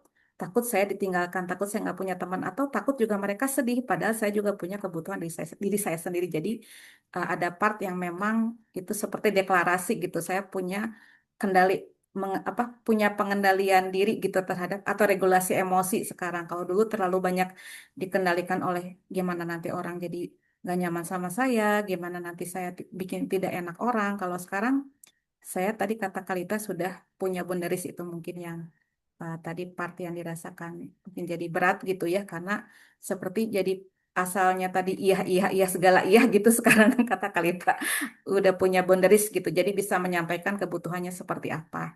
Nah tadi harus yang harus dilakukan ya tadi balik lagi ke niat, menulis ini untuk apa, kan tadi menulis ini memang untuk menuliskan apa-apa yang saya lakukan atau alami terkait dengan saya memproses luka. Kemudian saya berharap juga satu saat nanti anak-anak kalau perlu, kalau saya udah nggak ada, juga bisa membaca perjalanan saya gitu, bagaimana saya membesarkan mereka gitu kan, dan mudah-mudahan juga bisa menemani teman-teman yang sekarang sedang berproses pulang ke diri sendiri gitu, karena ternyata Masya Allah gitu ya, betul, semakin kita mengenal diri kita, kita semakin mengenal pencipta kita, karena semakin sadar kita tuh banyak keterbatasan, dan kita juga punya potensi yang tadi kata Kalita, kalau kita belenggu dengan rasa takut, yaitu tadi yang paling mahal makam ya, karena ternyata banyak orang yang terkubur di sana dengan potensi-potensinya karena membelenggu dirinya dengan tadi framing-framing yang sebetulnya nggak perlu ada gitu.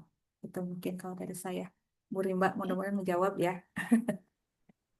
Terima kasih Ibu atas jawabannya. Bu Rimba juga sepertinya sudah puas. Hatur nuhun dan sukses dan turut bahagia, katanya Umi. Nah, selanjutnya, apakah Bapak Ibu sekalian dan rekan-rekan yang lain ada yang masih ingin ditanyakan atau memberi kesan-pesan? Jika tidak ada, kita akan memasuki sesi berikutnya. Baik, sepertinya cukup untuk kesan-pesan kali ini. Dan memang sangat luar biasa Umi, selamat dan semoga saya juga bisa mengikuti jejaknya yang luar biasa dan inspiratif. Nah, Bapak Ibu sekalian dan rekan-rekan sekalian, Umi ini selain penulis, dosen, dan juga aktivis dan juga motivator, Umi juga salah satu yang namanya bergabung pada pendiri komunitas. Nah, sekarang kita akan kenalan dengan salah satu komunitas yang Umi gabung gitu di situ ya, yaitu komunitas H2O yang akan dijelaskan atau dikenalkan oleh Ibu Yuke Rahma. Kepadanya kami silahkan. Oke, baik. Terima kasih Teh Mutia. Boleh dibantu dicek dulu karena saya takutnya suaranya nggak jelas. Alhamdulillah jelas Ibu, lancar. Oke. Terima kasih. Assalamualaikum warahmatullahi wabarakatuh. Selamat malam semua, Bapak Ibu ya. Terus juga buat teman-teman penulis dan mungkin di sini juga ada adik-adik mahasiswa ya. Tapi izinkan sebelum saya mengenalkan H2O, saya pengen mengucapkan dulu selamat buat Umi Alea ya. Saya lebih mengenal Umi Alea, walaupun sebenarnya kita dulu adalah teman sekolah ya Mi ya. Jadi kalau dulu waktu zaman sekolah saya manggilnya Sri, tapi kalau sekarang saya selalu manggilnya Umi. Ya, saya juga eh, mengenal dunia tulis menulis, belajar menulis dari Umi ya. Dan saya tuh sangat salut ya, pada akhirnya Umi meluncurkan buku Memeluk Luka ini gitu ya. Satu sisi ya mungkin saya juga adalah menjadi salah satu teman yang mengikuti banget ya bagaimana perkembangan Umi yang tadi sudah disampaikan sama Teh Lita.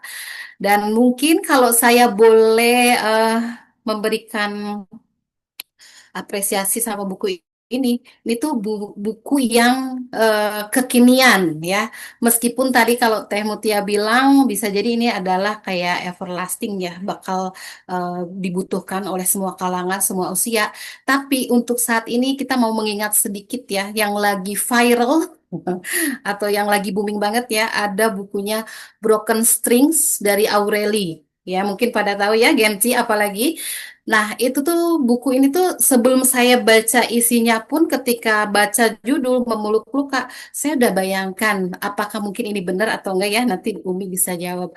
Tapi saya bisa membayangkan ini tuh nggak beda jauh dengan Broken String, yang di situ tuh adalah sebuah proses journaling. Ya kan, jadi kita kayak menuangkan segala isi pikiran beserta eh, muatan emosi di dalamnya ya, yang terutama mungkin bisa jadi berkaitan dengan masa-masa eh, yang mungkin menjadi pengalaman kurang menyenangkan ya, traumatik dan lain sebagainya.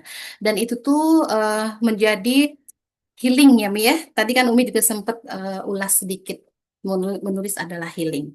Jadi mungkin nanti ini juga akan berkaitan dengan H2O ya yang bakal kita kembangkan ya, karena berkaitan dengan apa namanya, keprihatinan kita ya. Banyak teman-teman yang mungkin masih mengalami trauma ya, banyak membawa luka sehingga tidak bisa berkembang dengan optimal, padahal dia punya potensi yang sangat besar. Kayak gitu. Jadi sekali lagi, selamat Umi ya. Bukunya insya Allah ini tuh harusnya sih menjadi buku bestseller juga ya. Dan eh, mudah-mudahan ya, teman-teman juga nanti jadinya bisa menangkap banyak sisi positif setelah membaca buku Umi.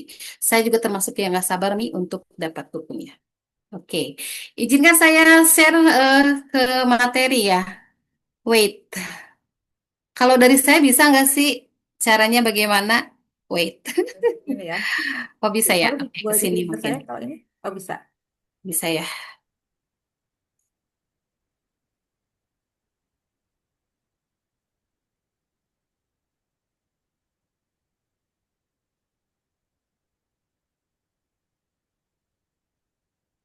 Sudah terlihatkah? Si loading. Oh, masih loading. Oke.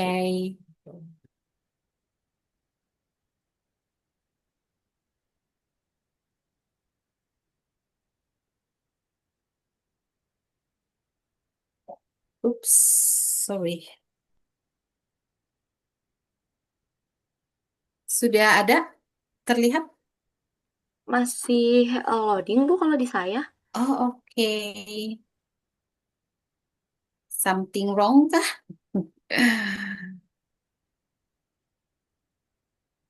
Oke, saya sambil cerita saja ya, supaya waktu tidak Ya. terlalu terbuang. Jadi H2O ini kalau secara arti gitu ya, bisa jadi kan kalau orang-orang sudah pada mengenal ya H2O itu adalah air ya. Nah, tapi kita juga punya arti yang lain ya, kalau diterjemahkan H2O adalah healing to be happy and outstanding. Nah, ini banget ya berkaitan dengan tadi yang sudah kita bahas tentang bagaimana tadi luka ya. Kita tuh kadang-kadang tidak bisa mengembangkan potensi karena tertutup oleh luka di masa lalu. Nah, ini kenapa H2O ini muncul ya atau kita bangun ya? Itu berangkat dari keprihatinan akan situasi kesehatan mental, terutama pada perempuan ya, yang masih banyak mengalami tekanan emosional atau psikologis dari lingkungan terdekatnya, baik dari keluarga maupun lingkungan sosial. Nah, tidak sedikit dari, sorry, tidak sedikit dari mereka juga mengalami luka batin yang berkepanjangan disebabkan karena faktor masa lalu ya tadi ya, yang traumatik. Kemudian karena faktor ekonomi atau ketidakharmonisan hubungan dengan pasangan atau keluarga, atau karena tuntutan dari lingkungan sosial sehingga mereka tidak bisa berkembang dan berdaya sesuai potensi yang sebenarnya mereka miliki. Dan kalau di keseharian kita tuh banyak banget ya melihat contoh kasus yang boleh dibilang hampir setiap hari ya, kita bisa melihat berseliweran tuh di media sosial ya. Contoh ada kasus bundir seorang ibu karena terlilit hutang gitu ya. atau finansial berarti di sini kan. Terus ada juga kasus bunuh ibu dan anaknya ya yang sama ibu itu juga harus diakhiri hidupnya ya karena merasa tidak sanggup lagi menghadapi masalah hidup. Kemudian ada kasus-kasus lain ya banyak sebenarnya kasus toxic relationship ya termasuk child grooming yang lagi eh, booming lagi ya kayak menyadarkan kita tentang untuk anak-anak tuh harus selalu waspada kan terhadap eh, perilaku-perilaku manipulatif. Nah, berangkat dari keprihatinan-keprihatinan di sekitar kita ini ya terutama berkaitan dengan perempuan, Umi sebenarnya yang mengawali ya untuk membentuk H2O dan saya langsung menanggapi dengan positif ya karena kebetulan saya juga sehari-hari adalah seorang hipnoterapis ya yang banyak bertemu dengan teman-teman ya dengan masalah-masalah yang juga tadi ya menghalangi mereka untuk maju dan juga ada Teh Lita Mayasari ya yang kita bertiga akhirnya mencoba untuk ingin mengembangkan H2O ini ya. Nah, apa sih H2O? Ini tuh adalah komunitas pengembangan diri yang berbasis kepada kesejahteraan emosional dan pencapaian hidup berkelanjutan dengan menyembuhkan luka batin dulu ya, menuju rasa bahagia gitu kan. Eh, Sehingga mereka nanti bisa tampil menjadi versi diri yang terbaik. Nah, ini ada terjemahan bahasa Inggrisnya ya, nggak usah saya bacain karena sama aja artinya ya. Intinya adalah kita ingin orang-orang yang mungkin mengalami hambatan karena ada tumpukan masalah emosional ya atau psikologis itu berubah harus menjadi lebih happy dan bisa menampilkan diri yang terbaik selanjutnya. Terus nanti itu ini tuh siapa aja sih yang ingin kita libatkan ya di H2O ini? Itu tuh kita sudah mencoba merancang ya. Mungkin di sini kita lebih menyasar pada teman-teman yang sudah usia dewasa ya. Karena kan kalau remaja masih ada orang tua ya yang bakal akan mendampingi gitu. Itu kita yang pikirkan. Tapi kalau ketika sudah dewasa, dia kan harus bisa lebih mandiri gitu ya, menjadi dirinya sendiri. Nah, tapi kadang-kadang kan mereka juga masih butuh untuk ada temannya. Boleh mahasiswa, karyawan muda, ibu muda, pekerja kreatif atau siapapun yang pasti yang ingin memperbaiki kualitas hidup. Ya, kemudian siapa lagi yang boleh terlibat di H2O ini? Orang yang ingin belajar mental health dengan bahasa yang lebih sederhana. Jadi bisa benar-benar memahami tentang kebutuhan akan kesehatan mental. Kemudian ada juga mereka yang butuh komunitas yang suportif ya, saling mendukung untuk kita nanti sama-sama berkembang. Dan mereka yang membutuhkan wadah untuk berbagi pengalaman, keterampilan, dan lain-lain. Jadi nanti tidak hanya akan kita dikasih materi gitu ya dari satu pihak gitu ya, tapi kita bakal saling memberikan apa tadi ya pengalaman dan keterampilan dan berharap nanti itu bisa saling mensupport satu sama lain. Nah, ini nih kita tuh di mana sih mau dibangunnya ya atau kapan nih? Ini yang pasti kita berharap untuk mengawali ini ya, kita berharap bisa menyebar kepada seluruh perempuan di Indonesia ya, dari Sabang sampai Merauke yang memang akan membutuhkan wadah ini. Dan kapan launchingnya, yang pasti soon ya, kita akan segera luncurkan dengan apa namanya, secara resmi lah gitu. Kita lanjut ya. Nah, ini gimana sih caranya supaya H2 ini bekerja ya? Di dalam benak kami bertiga nih ya, H2O ini nih dalam jangka panjangnya ya kurang lebih di 1 sampai 3 tahun ke depan itu akan menjadi komunitas perempuan yang sehat fisik dan mental dan secara terintegrasi dan berkelanjutan. Kemudian kita juga tentunya akan mengadakan workshop-workshop gitu ya terkait kesehatan mental.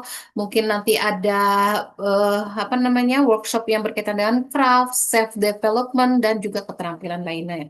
Jadi siapapun bisa saling memberikan eh, keterampilan atau apa namanya ilmu ya di sini. Kemudian kita juga berharap bisa membangun platform digital ya. Bagaimanapun sekarang kan eranya serba digital ya. Kita nanti berharap sudah bisa punya website dan aplikasi sederhana yang bisa kapanpun teman-teman membutuhkan bantuan, misalkan apa namanya konsultasi terapi ya, itu bisa masuk di H2O ini. Kemudian juga kita ingin mencetak komunitas satelit H2 di beberapa kota. Karena saat ini kan mungkin yang utama ya, Umi dan saya kan ada di Bandung ya, kecuali Teh Lita yang ada di luar kota. Jadi kita sih berharap nanti tidak hanya ada di kota Bandung ya, tapi juga di tempat-tempat lain bakal ada perwakilannya. Nah, kenapa sih harus butuh ya sama H2NO ini ya? Kebutuhan apa sih di dalam H2O ini?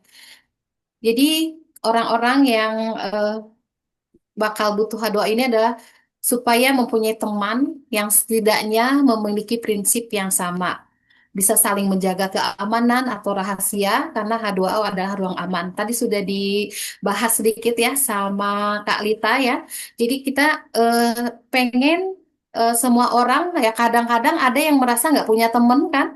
Nah itu kita bikin H2O ini supaya jangan ada lagi orang yang tidak merasa punya teman ya. Contoh kasus yang tadi sampai bundir itu kan kemungkinan dia juga tidak punya teman untuk curhat gitu ya, untuk menyampaikan masalahnya. Banyak overthinking dan lain sebagainya karena nggak di sekitarnya nggak ada teman-teman yang dia bisa ajak diskusi. Nah justru kita dengan adanya H2O pengen banget bisa meminimalisir hal itu ya. Jadi harus sebanyak-banyaknya bisa mendapatkan teman di sini yang tentunya sefrekuensi tapi juga tetap saling menjaga rahasia. Kemudian dia juga mempunyai kesempatan untuk bisa belajar menjadi diri sendiri tadi ya. Kadang-kadang karena keterbatasan tadi ya, ketutup sama emosi atau psikologis sehingga potensi-potensi orang itu bisa jadi terhalang untuk menjadi optimal. Nah, kita bakal buka itu ya, mungkin nanti diawali dengan sesi menyembuhkan luka batin dulu ya. Kemudian nanti baru masuk di sesi selanjutnya ke self development gitu. Dan mereka yang ada di H2O ini juga nantinya bisa memiliki support system untuk bisa berkembang dan menjadi versi terbaik kita. Kayak gitu sih kurang lebih ya. Ya. Baik, terima kasih Ibu Nah, Yogurt. ini Ternyata sebelum diakhiri boleh banget kalau ini tadi layarnya udah kelihatan belum sih? udah Bu, Oh, tapi udah. tadi yang Nah, ada ini scan ya. oke. Nah, ini di terakhir ini ada scan here to join. Jadi buat teman-teman termasuk mahasiswa ya, boleh banget join di sini, bisa langsung daftar aja. Karena kita berharap nanti semakin banyak kita tuh jadi semakin banyak juga yang saling support ya. Eh, kurang lebih sih seperti itu. Mungkin nanti dari Umi sebagai founder bisa menambahkan dan juga dari eh, Kak Lita ya, boleh menambahkan. Terima kasih buat Teh Muti sudah kasih waktu. Oke, terima kasih juga untuk Bu Yoke. Aduh, ternyata saya sekarang sedang satu meeting bersama perempuan-perempuan hebat dan keren dari founder komunitas, terus dari editor, penerbit, terus ada juga, wah pokoknya luar biasa sekali, khususnya 3 wanita yang sangat, wah menginspirasi ya kalau bagi saya. Kira-kira untuk Bu Sri atau Bu Lita ada tambahan terkait komunitas H2O ini juga keren banget, menciptakan ruang aman khususnya bagi kita perempuan. Ya. Mungkin sedikit dari saya mungkin. Silahkan Ibu. Ya, jadi kalau dikaitkan dengan kita hari ini, Bapak Ibu dosen, kadang-kadang mungkin pada zamannya kita tidak banyak mengenal tadi istilah-istilah kata kamu Tia ya, untuk orang angkatan kita kan stres gitu. Kalau anak-anak sekarang lebih detail, sebetulnya ini juga bisa jadi wadah juga untuk kita membantu mahasiswa yang mungkin membutuhkan ya teman untuk curhat. Dia jauh dari orang tua atau dia juga punya masalah butuh ruang aman karena sebetulnya tidak semua orang juga siap untuk telinganya mendengar permasalahan-permasalahan. Dan saya sendiri semenjak menuliskan buku ini juga lebih aware ya dengan mahasiswa. Kalau dulu saya biasanya marah-marah ya kalau mahasiswa misalnya sesi Zoom nggak ngejawab gitu ya, diam aja gitu. Bahkan lebih parahnya lagi ketika sesi offline pun mereka saya minta ke depan nggak ada yang mau ke depan gitu kan. Ketika diminta padahal saya cuma menanyakan aja tugas udah sampai mana gitu. Itu pada diam gitu ya. Dan saya pernah di satu waktu di Instagram itu ada eh, yang masih muda gitu, dosen masih muda, sekitar 25 tahunan, dia cerita, ditanya sama, lagi podcast, ditanya sama yang wawancara, pernah nggak kamu jadi dosen nangis? Pernah. Kenapa? Saking aku kesel di depan kelas, anak nggak mau ngejawab, nggak mau ke depan. Terus saya, karena udah mulai paham, saya tanya, boleh nggak ibu tahu kenapa kok susah ngejawab gitu, kenapa kok nggak mau? Padahal ibu cuma nanya aja, takut bu, takut dimarahin. Nah, dia tuh udah apa namanya ketakutan gitu. Jadi sebetulnya begitu kita mencoba memahami diri sendiri, kita juga bisa lebih apa namanya memanusiakan anak-anak sekarang Gen Z, apalagi tantangannya berbeda kan tadi dengan informasi yang masif ya, mereka hidup di era gadget, informasi itu tidak terbatas, melimpah, dan agak susah menyaring sehingga mereka mungkin dari mulai bangun tidur ke tidur lagi lebih hidup dengan dunia di luar diri mereka sendiri, kurang melihat diri mereka sendiri potensinya seperti apa. Dan ini H2O ini nanti bisa jadi juga komunitas yang bisa dikerjasamakan dalam banyak program dengan UTB. Saya yakin seperti itu mungkin karena ini juga media kita untuk memberikan yang terbaik kepada masyarakat ya, kepada salah satunya kepada mahasiswa kita. Ini seperti kalau ada saya ya. Tadi Wah, kamu keren Tia nge-WA ibu sekali. ya atau ada apa ya Kak mau disampaikan? Nelfon nggak? Pijit. Iya, setelah ini kita ada sesi pembagian hadiah mungkin, Oh Bu. iya betul-betul tadi dapat Amin. hadiah ya. Boleh-boleh. Iya. Tapi sebelum itu, wah, ini luar biasa sekali, Bu. Saya juga sebagai mahasiswa Universitas Teknologi Bandung, dirasa ini sangat perlu untuk mengembangkan ya nanti, Bu. Apa harus dijalankan karena saya maupun ibu mungkin melihat kondisi di zaman sekarang butuh sekali nih H2O ini. Bagaimana kita bertukar pikiran, cerita, dan kita menghilangkan rasa takut itu ya Ibu. Betul sekali. Luar biasa. Untuk dari Bu Lita mungkin terkait komunitas H2O ini. Baik, terima kasih. Amuti mungkin menambahkan sedikit. Mungkin tadi ada yang belum tersampaikan bahwa komunitas ini khusus untuk perempuan ya.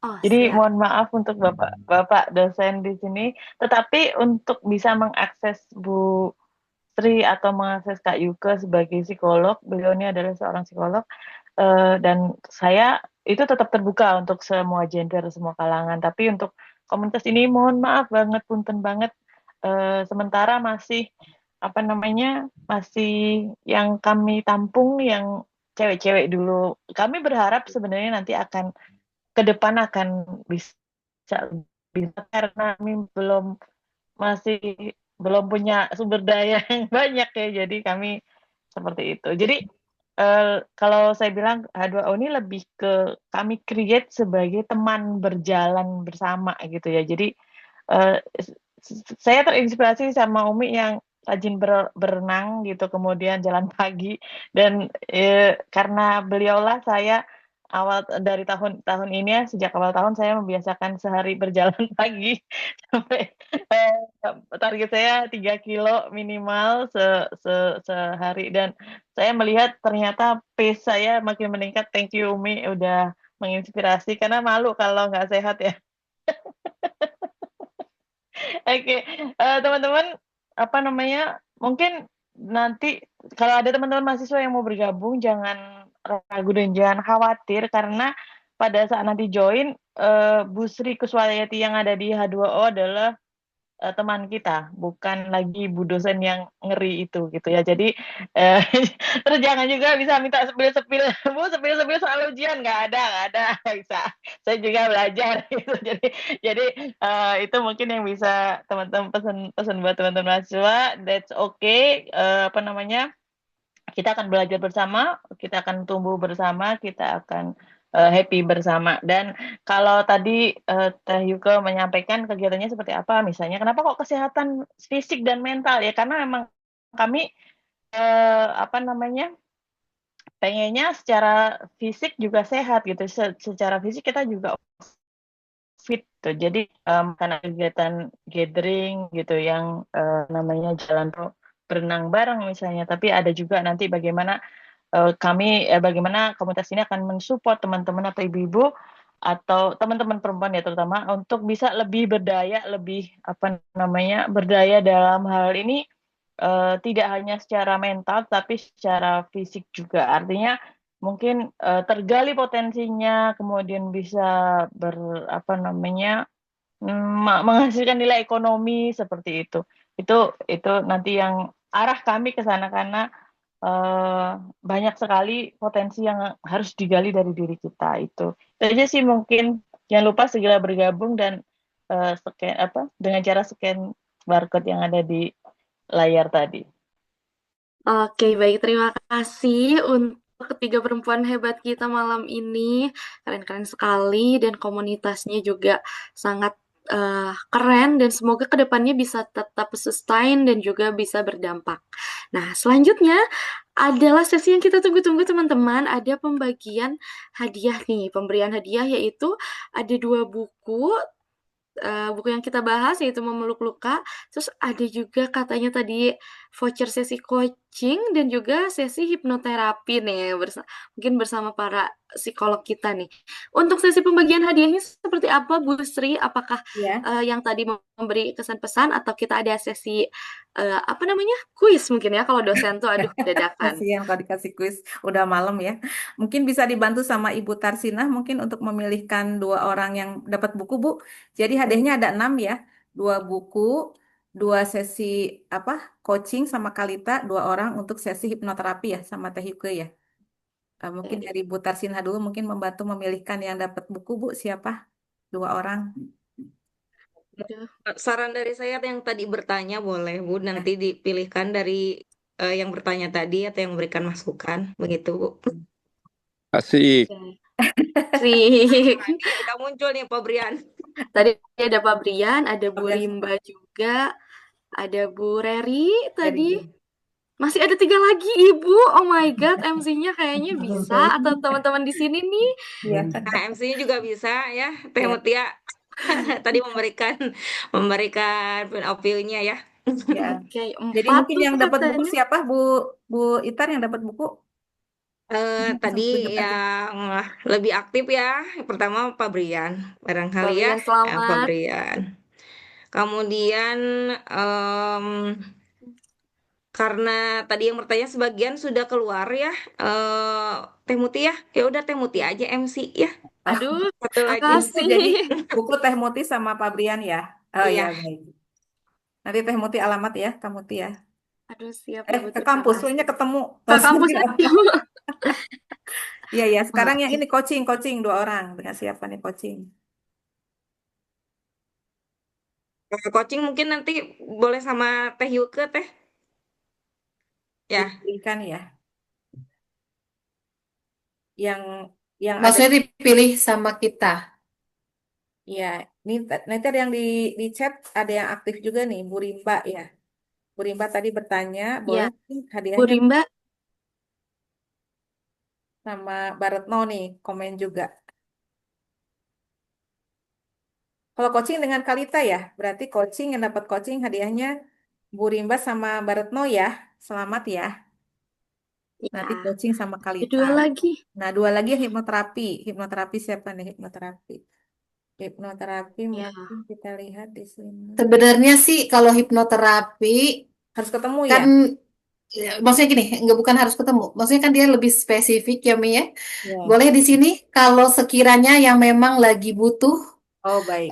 Untuk hipnoterapi ya. Jadi karena kan udah nggak ada lagi ya di yang bertanya tadi ya, nggak ada lagi ya. Habis. Udah habis ya. Nah ini dari di sini aja langsung ditanya gitu. Kalau ada yang memang merasa butuh boleh untuk raise hand sesi ya. hipnoterapi, boleh ya. raise 2 orang. Hipnoterapi. Oke. Bu Lita katanya. Nggak saya juga aci, Bu. nggak aci. Nggak aci. Oke, sepertinya boleh masih sesi pilih atau dicukupkan aja ini 4 hadiahnya. Mungkin nanti Wapri aja Mbak Pur mau hipno Mbak Pur. Ya, alhamdulillah berarti kan artinya memang sedang Sehat. pada baik-baik saja ya. Semoga Alhamdulillah. selalu seperti itu. Tapi kalaupun nanti tiba-tiba ada yang mau melakukan sesi ini, boleh sampaikan ke Ibu Sri kali ya. Ya, baik. Oke, baik. Terima kasih kepada Bu Lita, Bu Sri, Bu Yuke, dan juga tadi ada Ibu Tersinah juga. Terima kasih dan selamat kepada Bapak Ibu, termasuk saya juga yang telah mendapatkan hadiah yang beruntung malam hari ini. Tidak terasa Bapak Ibu sekalian, kita telah sampai di penghujung acara. Benar-benar 2 jam ini tidak terasa karena benar-benar asik, penuh penuh wawasan baru, terus point of view baru, saling bertukar pikiran juga. Oleh karena itu, saya selaku MC berterima kasih kepada seluruh hadirin, yang spesialnya juga kepada narasumber, terus Bapak Ibu panitia yang mungkin setelah menyiapkan ini, para peserta yang telah mengikuti kegiatan ini dengan penuh perhatian dan juga keterbukaan. Semoga kegiatan hari ini menjadi ruang jeda untuk merenung, ruang jeda untuk berdamai dan melangkah lebih sadar dalam peran kita masing-masing. Oleh karena itu, saya Mutia selaku MC memohon maaf apabila terjadi atau adanya kekurangan selama sesi memandu kesan dan juga meeting hari ini. Akhir kata, boleh ditutup dengan pantun? Boleh, Kak. Boleh. Oke, aura kasih makan bihun. Terima kasih hatur nuhun. Saya Mutia, saya tutup. Wassalamualaikum warahmatullahi wabarakatuh. Terima kasih semuanya. Waalaikumsalam Terima warahmatullahi kasih. wabarakatuh. Ya, Yuk. terima Aura kasih kasih lu semua. namanya. Foto bareng. Oh Ayo iya, foto bareng ya, tadi aku foto lupa bareng. ya. Hampir Iya, lupa. betul. Boleh Bapak Ibu kita on cam dulu untuk sesi foto bersama. Yang bisa on cam. Diharapkan semuanya bisa on cam. Baik. Siap ya. Gaya pertama senyum dulu. Terus nanti gaya andalan UTB Maung. Terus mungkin dari H2O apakah sudah ada jargonnya atau belum? Kalau belum, boleh kita 2 gaya itu dulu ya. Oke. Senyum semuanya. 1, 2, 3. Terus sekali lagi. 1, 2, 3. Selanjutnya gaya UTB, gaya Maung. Oke. Kalau di UTB namanya manusia unggul ini Maung ini. 1, 2, 3. Sekali lagi 1, 2, 3. Oke, baik. Terima kasih Bapak Ibu sekalian. Selamat malam. Terima kasih semua Bapak Ibu. Terima Ya, kasih. Sukses selalu, ya, Umi. terima kasih semua ya, izin meeting.